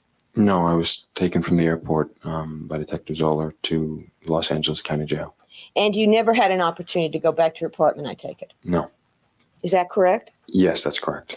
And you had asked your cousin Andy to get rid of something from your apartment? Objection, reading. Yes. Now, did you What did you expect to happen to your possessions in your apartment when you were arrested in March of 1990? I expected my them to be. Yeah. Sorry. Mountain Princess 207. I thought you were talking about your brother Andy, like you would ask your brother first. Um yeah, no. I was in the Menendez mode, not like my real world mode. Anyway, all right. Continue. My relatives to go through it and store some of it and box it and so on. Where was your grandmother living in March of 1990 when you were arrested? At the Beverly Hills house. So she was living here. Oh, yes. Did you have any expectation with respect to your grandmother having any contact with your personal possessions in your apartment? Yes. What did you expect? I expected that her, my Aunt Martha, and different people to go through my apartment. And was it in anticipation of that you asked Andy to get rid of something? Objection, leading. Yeah. Why did you want Andy, without describing, why did you want Andy to get rid of something? Because there were some things in my apartment that I wanted Andy to get rid of before my relatives saw. Okay, so there were things you didn't want them to see. Yes. So I think that what she's getting at is somebody probably found certain kind of magazines in his closet, and he says that he had taken it from his father's closet. This is getting to the idea that Erik, the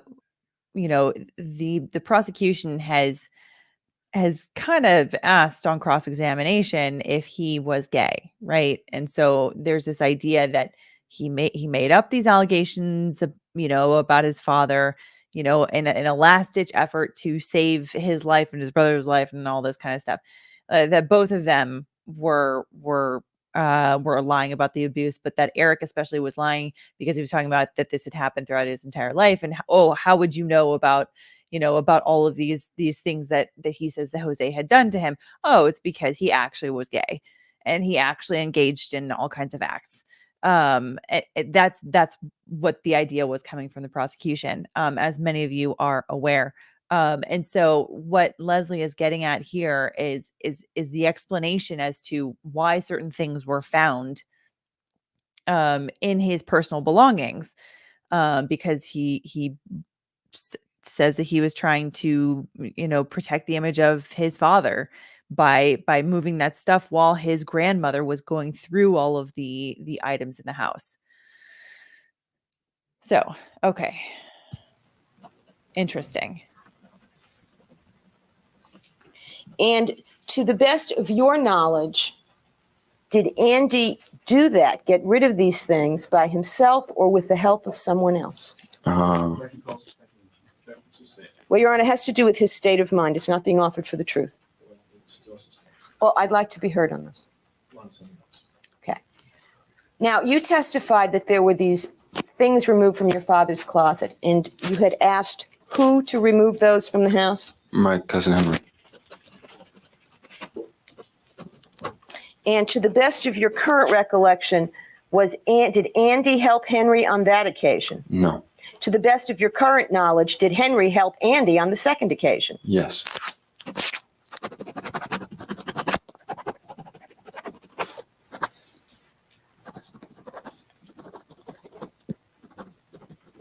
To the best of your knowledge, did your cousin Henry, during that week after your parents died, get rid of the things you had given him to get rid of? Yes. Did you ever see those things again? No. Question in the chat: why would he want to protect his father? This is a thing that DV survivors commonly have. I wouldn't say, I shouldn't say, across the board, every single DV survivor is like this, but it's not uncommon for someone to feel an urge to protect their abuser. Even after, even when they understand that it's not within their best interests. And so with Erik, it's not only his abuser, it's also his father. they had this very strange, complex relationship with their parents, being not just abused, but also having a lot of like profound respect for them, because it's very, the psychology of this case and of the relationship that they had with their parents is very, very interesting. And like I said, complex, not something that I feel like I can fully express in one response. But it's basically the simplest way that I can sum it up is very complex reasons as to why he would want to protect his father.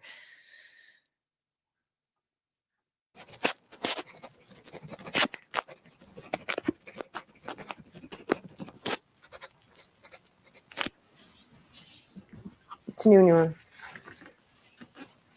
All right, we'll recess until 1:30, ladies and gentlemen. Don't discuss this case with anyone. Don't form any final opinions about it. We'll resume at 1:30. Yes, I previously marked 279 and 280. It's showing-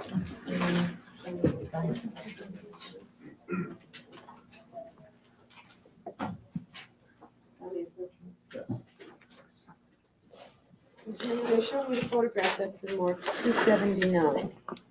Okay, would you look at that? Yes, Okay, and who's that in the photograph? that's myself. And where are you? What city or town are you in when that photograph was taken? Kentucky. I'm in Wendy's. And what city? Louisville? Louisville. Louisville. All right. And you were there for that particular tennis tournament?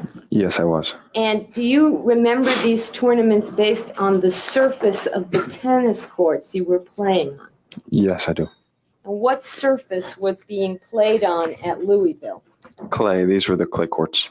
And if you would look at the lower right-hand corner of that photograph, does that photograph have a date on it? Yes, it does. And what was the date? July 27th, 1989. Now, one other thing before you give it to me. Are you wearing a T-shirt in that photograph? Yes. And where is the T-shirt from? Saddlebrook Country Club, Harry Hopman's. From Hopman's. Mhm. Now, is it your recollection that you were at Hopman's before this date of July 27th, 1989, when you're wearing the Hopman's T-shirt in Louisville? Yes, I was. So let me show you 277 again, this document that Mr. Kuriyama showed you. Do you see any dates on this document that would cover the period when you were there, when you obtained that T-shirt?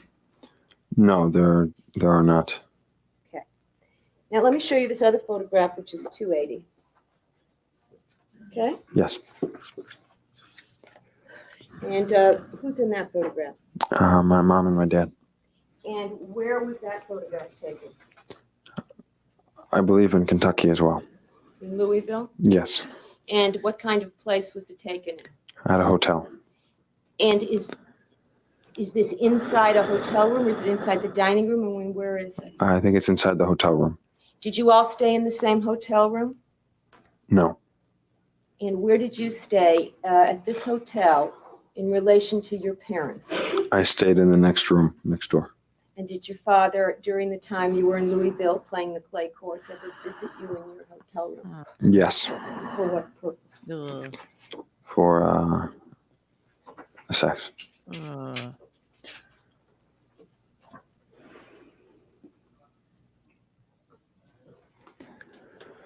Mr. Menendez, you recall Mr. Kuriyama suggesting to you that your mother was only 5 feet 2 inches tall?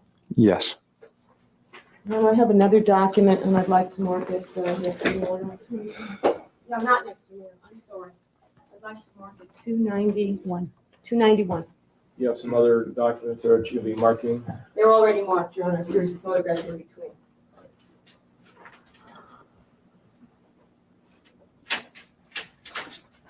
$291. Thank you.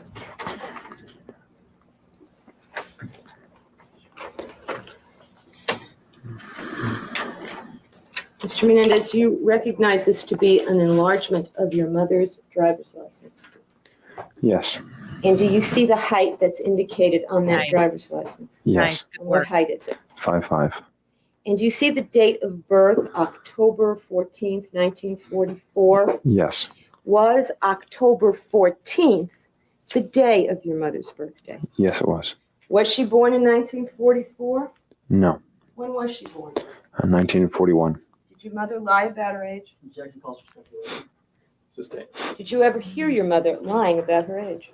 Yes. Was your mother older than your father? Yes. By how much? Overall. 3 years.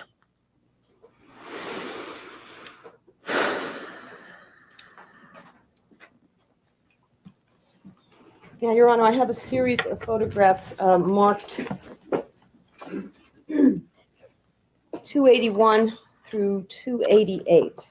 Just in case, I'm going to censor these photographs before showing them. So just so you guys know. Also, there's a question to Isle of Pie. Why was the height such a problem in this case?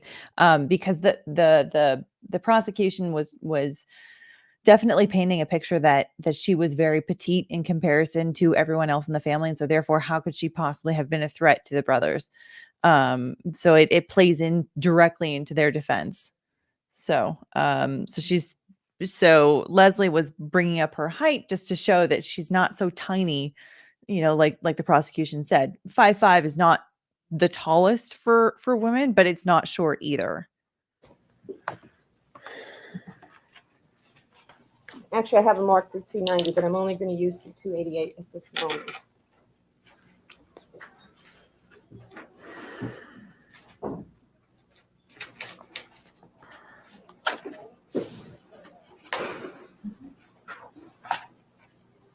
Mr. Menendez, you've testified that on August 18th, you and your brother went to a store in an effort to buy handguns. You recall that? Yes. And you testified that you went to the Big Five in Santa Monica. Recall that? Yes. Mr. Menendez, when you testified to that, did you know where the Big Five in Santa Monica was? I thought I did. Where did you think it was? On Santa Monica Boulevard, 1 or 2 blocks away from the freeway. Okay. And if I were to tell you that the Big Five in Santa Monica is 1.5 miles from the freeway and it's on Wilshire Boulevard, okay, would you accept that for the moment? Yes. Now, when was it that let me ask you this, from the day that you went to this store where you inquired about handguns, until the day that you were arrested, did you have in mind that it was a Big Five store? No. As of the day that you were arrested, did you realize or know that the store in San Diego where you had bought guns from was a Big Five? No. When was it or what occurred that made you understand that it was a Big Five in San Diego where you bought the shotguns? When I read about it in the paper. And after you were arrested? Yes. Now, over the course of the 3 years that you've lived in California, have you frequented sporting goods stores? Yes, of course. Do you always go to the same chain or the same type or the same one? No, it doesn't matter. What different chains or types of sporting goods stores have you gone to over the 3 years that you lived in California? Sports Mart, Turner's, Ashman's. I know I used to go to Herman's a lot, Sears. And Big Five? Big Five, of course. I don't even know the names of all of them. None of those other places And exist you went anymore. frequently to such stores? Wild. Yes, I used to play tennis, and so I'd go there a lot. At least Okay. not Southern California anyway. Now,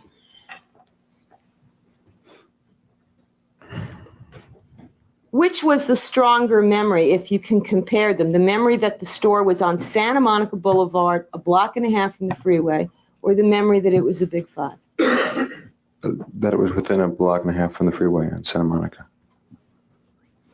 Do you know now where that store, the store that you looked at guns, was? No. I'm going to show you some photographs.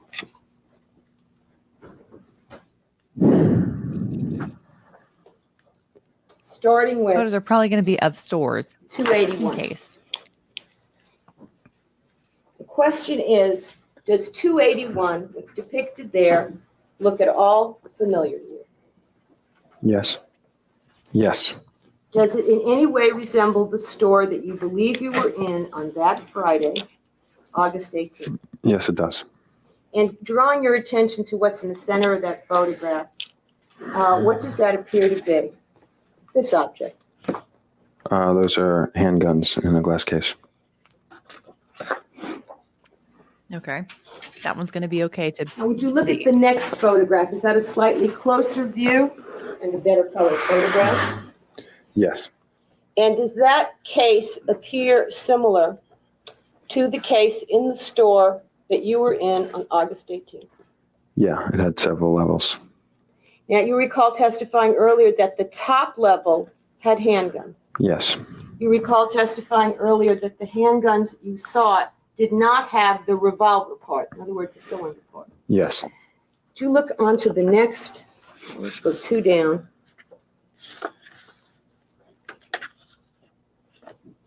Go to this one. Look at 286.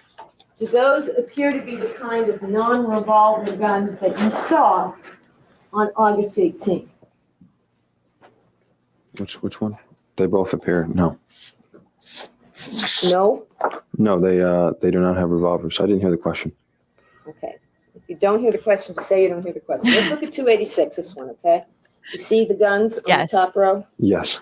Do those appear to be the same shape? Leslie's absolutely correct. If you don't hear the question, don't give an answer because that could be problematic for a number of reasons. Guns that you saw on August 18th? Yeah. This picture, Mr. Menendez. Yes. Okay, now you want to look at the next one, so go ahead. Those appear to be the same shaped guns as the one you saw on August 18th. Objection, there's no foundation for this. We will tie it up. Objection overruled, but stop leading the witness. Ask him in a different fashion. All right. Okay, Yes. did these appear similar? Yes. The ones that just went up are 86 and 87.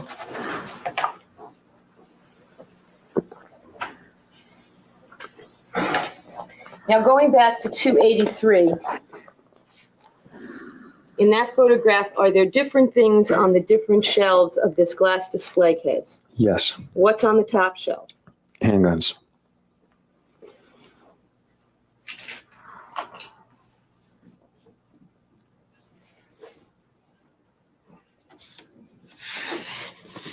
And I would like to show you 284 next.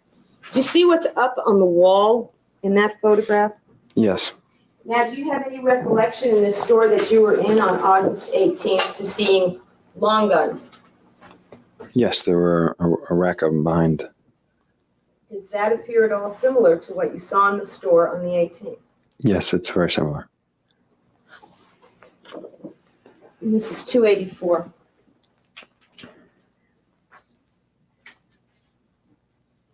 Now, do you recall whether or not there was ammunition behind this glass case? Yes, there was.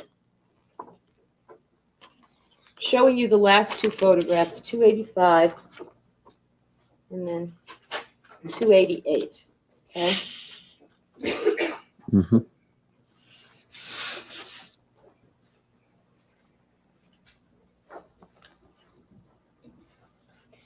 Does that appear to be similar to what you saw on August 18th? Yes. Now, Mr. Menendez, the guns that you are looking at, that you've seen in these photographs, are they real or are they fake? Apparently, they're not real. What do they look like to you? They look like real handguns. Okay, you know where these photos were taken, don't you? Yes. Looking at these photographs, can you tell if they're real or they're fake? No. Where were these photos taken, Mr. Menendez? At the Big Five in Santa Monica. And do you know when these photos were taken at the Big Five in Santa Monica? Sometime between Friday and today. Between last Friday and today? Yes.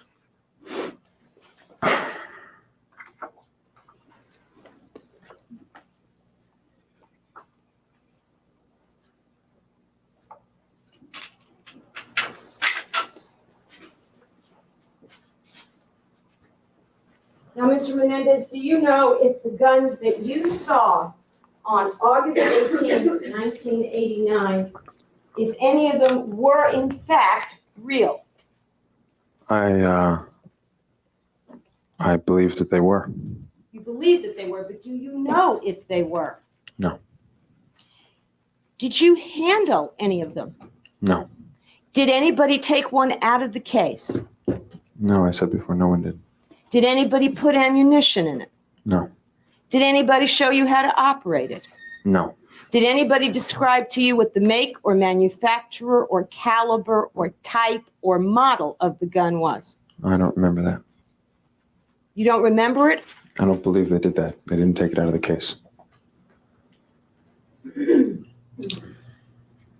Now, what is the thing that most stands out in your mind about this trip to a store on August 18th here in Los Angeles? What is it that most impressed you about that trip?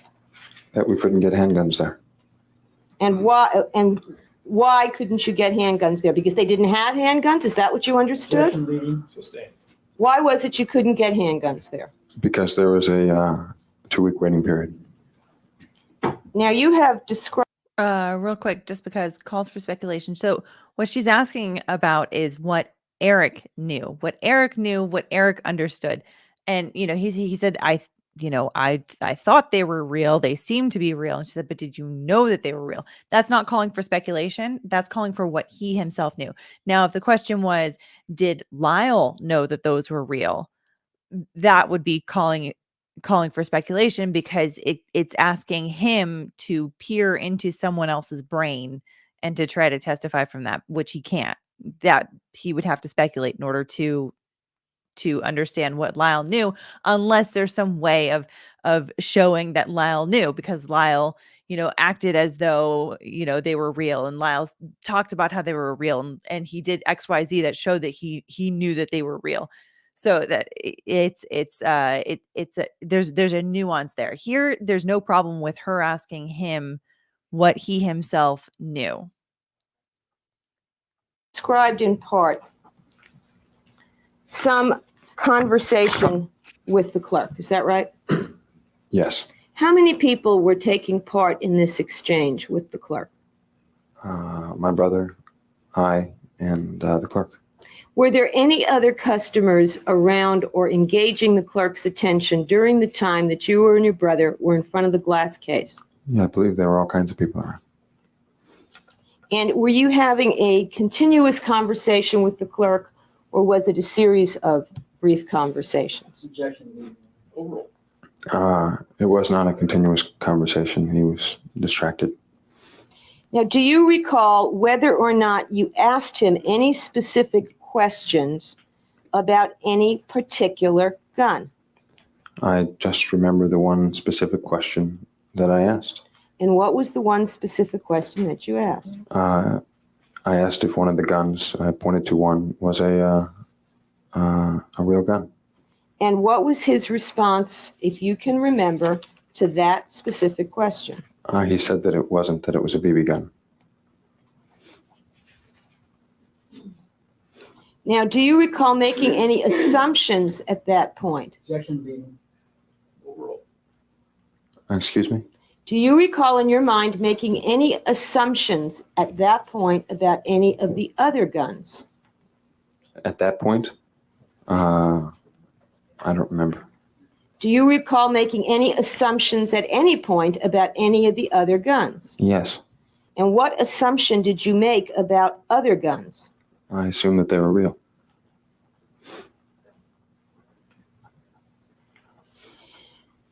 Now, Mr. Menendez, do you remember the exact words that you used in your conversation with the clerk when you indicated you wanted to buy a handgun? No. Do you remember the general gist of of whatever it was you said to him? Yes. What did you say to him? I told him that we needed to buy a handgun for protection now, today. And do you recall do you remember specifically what this clerk said back to you, or just the gist? I don't remember specifically what he said back. I never did. What do you recall, though, being at least what you got from what he was saying? Like I said, I don't remember the conversation back and forth, but I know that he told me that you could not buy handguns in one day. Did he say you can't buy that gun, or did he say you can't buy a gun like that, or any words to that effect? Objection, leading and suggestion. She is trying so hard to get him to go where she wants him to go without leading him. Even if it means drawing an objection from the prosecution right now, she just to like sort of she's trying to like paint the signs. Go there. Go there. I understood it's because it's a handgun that I couldn't get a gun that day. But what I could get was a shotgun, and the only way to get it would be, going to another store that has shotguns. Sustained. Did he say that immediately after you had said you needed to buy a handgun for self-protection? I'm sure that I indicated that I needed to buy it right then. My question was, did he say it after you said something about self-protection? Objection, leading. Sustained. You just testified you said something about self-protection, is that correct? Yes. How soon after that did the clerk say, there's a 2-week waiting period for whatever he said, guns like that gun, a gun? I believe right after. Now, when you testified Got it about from this him. last Friday, do you recall saying that you couldn't remember clearly, but you remembered looking through the case at the different guns? Yes. Do you remember testifying that the three of us, meaning yourself, your brother, and the clerk, were talking, but you don't really remember? Yes. Do you remember testifying in response to another question This was last Friday? the last Friday, that you didn't remember the conversation, that you think you were talking about what the guns were? Do you recall that? Yes. That you asked if you could buy one now? Yes. Now, Mr. Menendez, looking at that rack of long guns, if you look at the upper right-hand photograph, Okay. do you know if any of those are real or fake? I'm not sure I know anything anymore, but I believe that they About are guns, real. anyway. I believe that they are real. You believe all of them in that photograph are real, is that correct? I don't know. I thought that some were real and that some were not. Somewhat were real.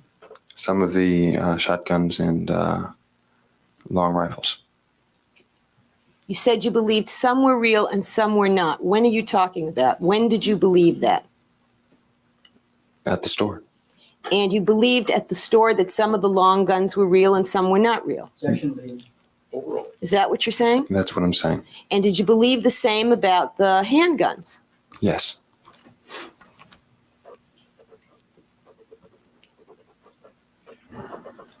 Now, Mr. Menendez, are you aware of the fact that there is a Big Five store on Sepulveda Boulevard near the 405 freeway?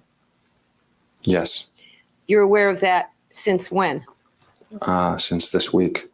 Are you aware of the fact that there is a sports mart on Sepulveda Boulevard near the freeway? Objection, irrelevant. Sustained.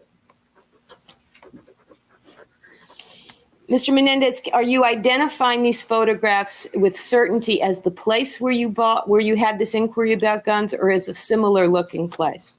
It's similar looking. At this point, do you know where you were when you had this discussion with the man about buying a handgun? No.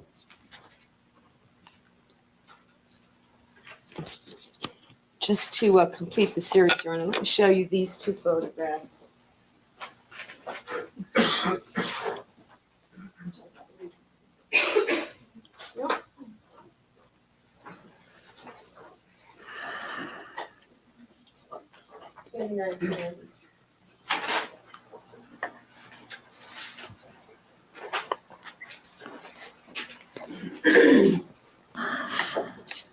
Do you know where that is? I'm not sure. Just put it up. Your Honor, this is just a view of the street. Okay. And it reads with a blue street sign, Franklin and Wilshire, And that is Exhibit 289.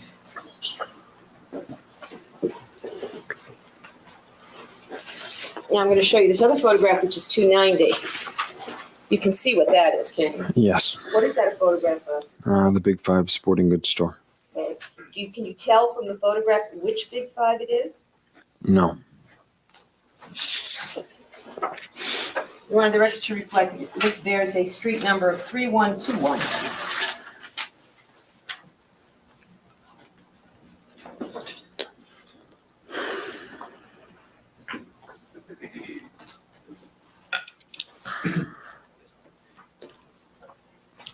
Mr. Menendez, to change the subject, you recall being shown on the witness stand a record of your Department of Motor Vehicle history. Yes. Now, you recall testifying that you had lost your driver's license and that you had received a ticket for driving without a license in your possession on July 7th, 1989. Yes. And you recall on cross-examination, you told Mr. Kuriyama you had also received a ticket for driving without a license in your possession on June 30th. Yes. Have you seen that DMV record again? Yes. Now, what year, June 30th, did you also receive a ticket for driving without a license? In 1988. And did you lose your driver's license more than once? Yes. You testified that on the night of August 20th, you changed your pants from clothing that you had in your car. Recall that? Yes. Why did you have clothing in your car? Because it would pile up over time. Why would it be there in the first place? Because I would change to and from the tennis matches. Often tennis matches were in Long Beach or far away. And I'd bring the clothes with me. Okay, will you change after the tennis match? Sometimes I'd change in the car. And would you change into street clothes? Yes. So why would street clothes pile up in the car? Excuse me? Why would street clothes pile up in the car? Because I would change when I went to tennis matches. Or you change when you'd go to the match? Yes. Okay. And would you change after the match also? Sometimes it depended. The photos of his room also suggest. Mr. Kuriyama indicated that in one of the rooms of your home, there was a Martin Luther King poster. You recall that question? Yes. Who bought the Martin Luther King poster, Mr. Menendez? My brother. Where did he buy it? I believe in Venice. When did he buy it? I believe the week before. The week before your parents died? Yes. And in your home, was this poster just propped against the wall, or was it framed and hung? I don't believe it was hung, but it was up against the wall. Lyle was going to take it with him to college. Do you know a young woman named Tracy Baker? Yes. Was she a friend of yours or a friend of your brother's? She was a friend of my brother's. In the fall of 1988, do you remember an occasion when Miss Baker was at your home in Beverly Hills for dinner? Yes, I do. And did something unusual happen? Yes. And would you tell the jury what happened? She was overeating dinner, and my mom was serving. Apparently the maid was off or something like that. And we were all sitting down at the table, and my mom had served dinner, and my dad pushed the tray away, this plate, toward my mom, and spilled something, and told my brother and I to get up from the table. Do you, Vegas time. Specify again what it was. was this in the fall of 1988? Yes. Now, do you recall whether or not your father said anything to your mother as he pushed the plate away, or at any time during this? Yes. What did he say? Objection, Counsel. It's not being offered for the truth, Your Honor, but for the defendant's state of mind. We received that. Thank you, Your Honor. He looked at my mom, and then he said something like, "What did you do to the food?" or "What are you up to?" or something like that. Okay. Now, did you understand what was going on? Yes. Again, it is offered for his state of mind. Only for his state of mind, Your Honor. It could be received for that purpose only. What, Mr. Menendez, did you believe was going on? I believe that my dad thought my mom poisoned the food. Was this the only time that this sort of thing happened, where your dad pushed the food away and left? No. And on the other occasions when it happened, would he say anything to your mother? So sorry, I'm pausing real quick here because there's some questions in the chat about what was the point of all of those, like the clothes and the car and all that. Remember that on cross-examination, one of the parts that Kuriyama got into was asking about him changing his jeans, and he had a change of clothes for Lyle as well. The question, or the whole point of Kuriyama going over that, is to say, look, they had this all planned out, they had this all mapped out.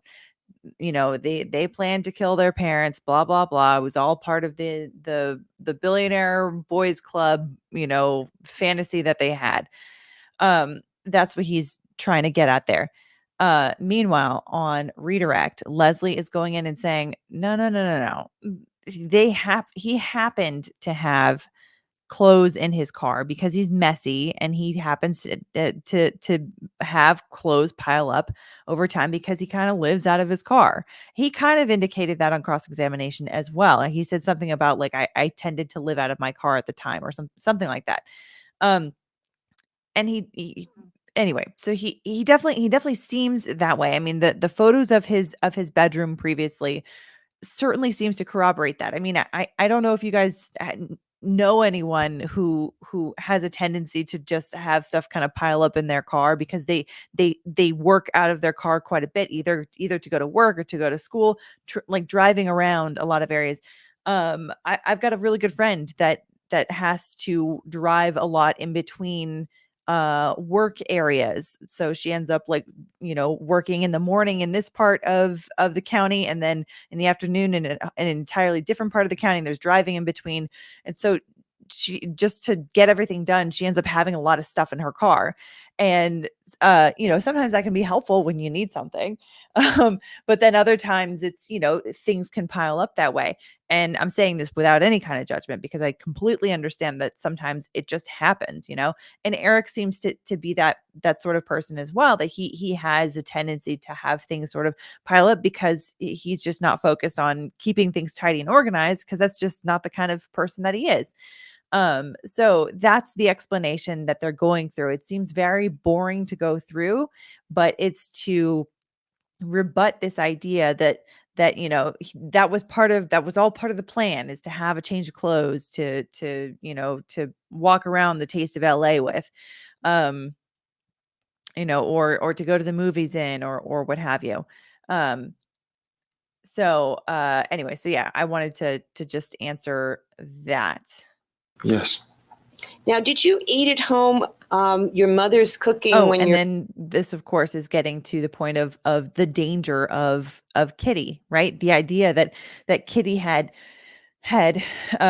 they touched earlier on the unaliving letters that she had written about how she wanted to take her own life, and what they had testified to before was, through Lyle, and I think Erik also on direct examination also testified about how she was threatening not just to take her own life, but to take everybody else with her.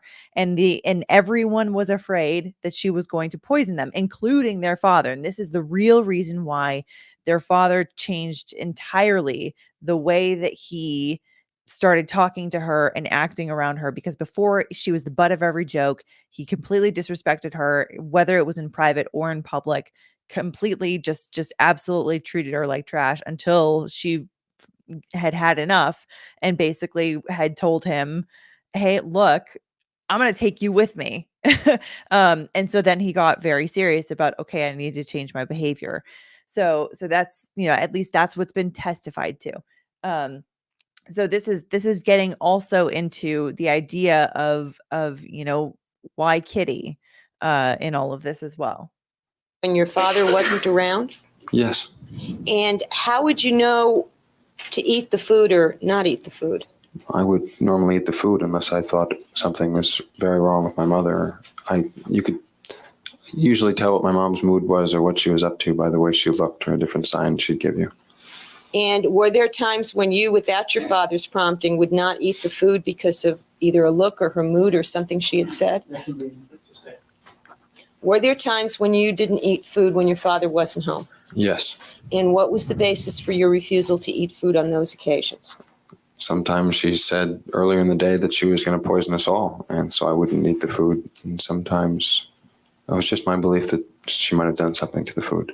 Now, on this particular occasion, we'll strike that. Do you ever recall this happening, your father refusing to eat the food and asking your mother this sort of question, when there was a stranger present, apart from this time? No. And on this occasion, when Miss Baker is there, what happened after your father said something to your mother? We left.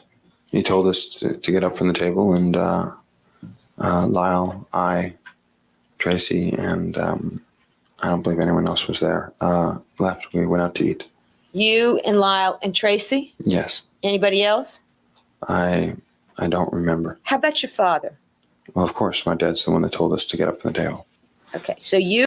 And also there was a question about the MLK poster. I missed it here. I do remember that there was a reference to an MLK poster before.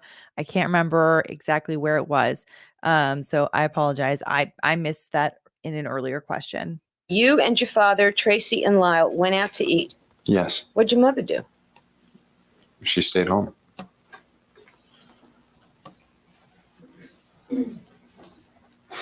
Have a moment, Your Honor.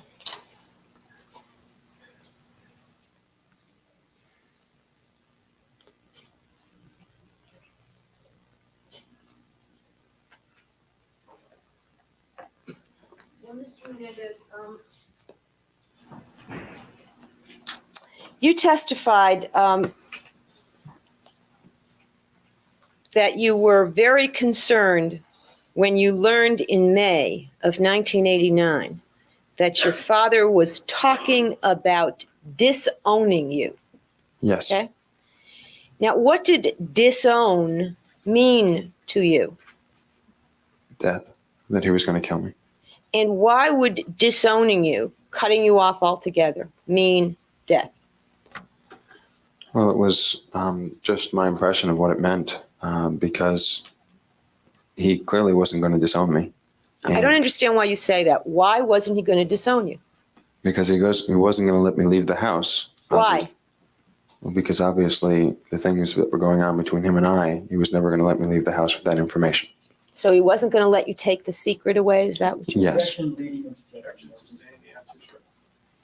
You say he wasn't going to let you leave the house. What do you think would have been his fear? That I would eventually tell someone, or that I would have told someone out of anger toward him or something like that. So when you heard this talk about disown, what did you imagine happening? That he would kill me. Now, Mr. Kuriyama asked you something about wanting to kill your parents.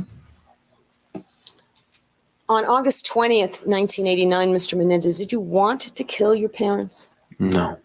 What did you want? I just wanted the sex to end. Is that why you shot them, to end the sex? No, at that point, I just wanted to live. And on Tuesday, when you talked to your brother, did you want to set in motion a chain of events that would result in your shooting your parents? No, definitely not. What did you want by talking to your brother on Tuesday? I wanted the sex between my father and I to end. Now, in the fall of 1988, you've testified that there was an act of sodomy between yourself and your father in which he used a knife. You remember testifying about that? Yes. It's just a follow-up to this line of questioning which was prompted, Your Honor. Yes, if you wish. Is she going to bring out the Rambo knife? Did I have an answer to the last one, Your Honor? Well, let's see if we have a question in mind first.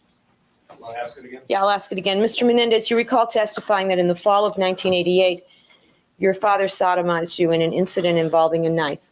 Yes. And how did you feel after that? I felt awful. What a loaded question. I couldn't wait to get to college. And did you tell your brother at that time about the molestation with your father? No. And did you have any thoughts at that time about having to kill your father or your mother or anything like that? No. And in May of 1989, you've testified, was the last time your father sodomized you. Was Yes. that a pleasant experience? No. Your everyday sheep, bummer. Thanks for letting me know. The Rambo knife wasn't a piece of evidence in the first trial, but it was in the second trial. They absolutely, it's a missed opportunity. It's 100% a missed opportunity by not bringing it in the first trial. I mean, if you watched Deputy Heard, like seeing the knife that she had gifted him, like hearing about it was one thing, seeing photos of it was another thing. But then when they brought it out, it was like, dude, you that's a massive thing. That looks super dangerous and super scary. Like, what in the hell? So, yeah. Missed opportunity, in my opinion. And did you tell your brother about it at that time? No. And did you have any thoughts at that time that you wanted to kill your parents or you might be forced to kill your parents or anything like that? No. How did you cope with these things, Mr. Menendez? I thought about the future. And what was there in the future that you believe helped you to cope with this? That I would be able to get away from my father, that the sex would end. Okay. And what was going to be the vehicle for your getaway? College. Now, what was it that you felt after the conversation that you had with your father that Sunday, where he told you he expected you to be sleeping at home several nights a week? I felt like my life had crumbled. It felt like something that I read in a book. You felt like something you read in a book? Yes. What book? Do you remember? Well, tell us. What is it tell us what it is that it made you feel like. I felt like I was, I felt like I no longer wanted to live. What is it you read in the book that? It was about a man in a concentration camp who, in Nazi Germany, who thought he was going to get released on March 30th of a date I don't remember. And on March 30th, he wasn't released, and he knew that he wasn't going to be. And March 31st, he died. And you felt like it was March 31st? And how did you feel that Sunday after your father told you that you'd still have to come home? I just related to that a lot. I felt like the hope in the future was gone. I have nothing further on. Any examination on behalf of Co-defendant? No. Any recross? Thank you, Robert. Okay, so there's going to be recross. We are going to pause it there for now. We'll be coming back to it probably. Okay, so I'm still on the fence as to whether or not we're going to have classic trials next week. Next Monday is Christmas Day, so I will be celebrating Christmas Day with no streaming on that day personally. I might move it to Tuesday. I'm going to give myself a little bit longer to decide, but anyway, but that's a possibility. A couple questions before we go. Carolyn V, did they bring out the guns here? Could there have been an agreement, no physical weapons?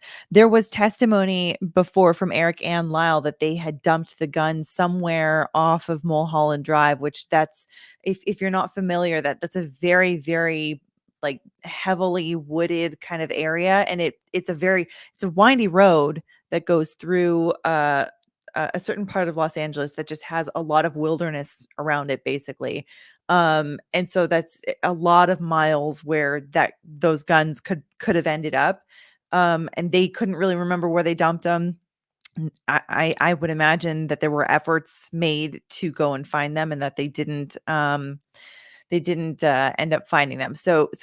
That's why there are no guns in this trial, is because they dumped them. No one could find them.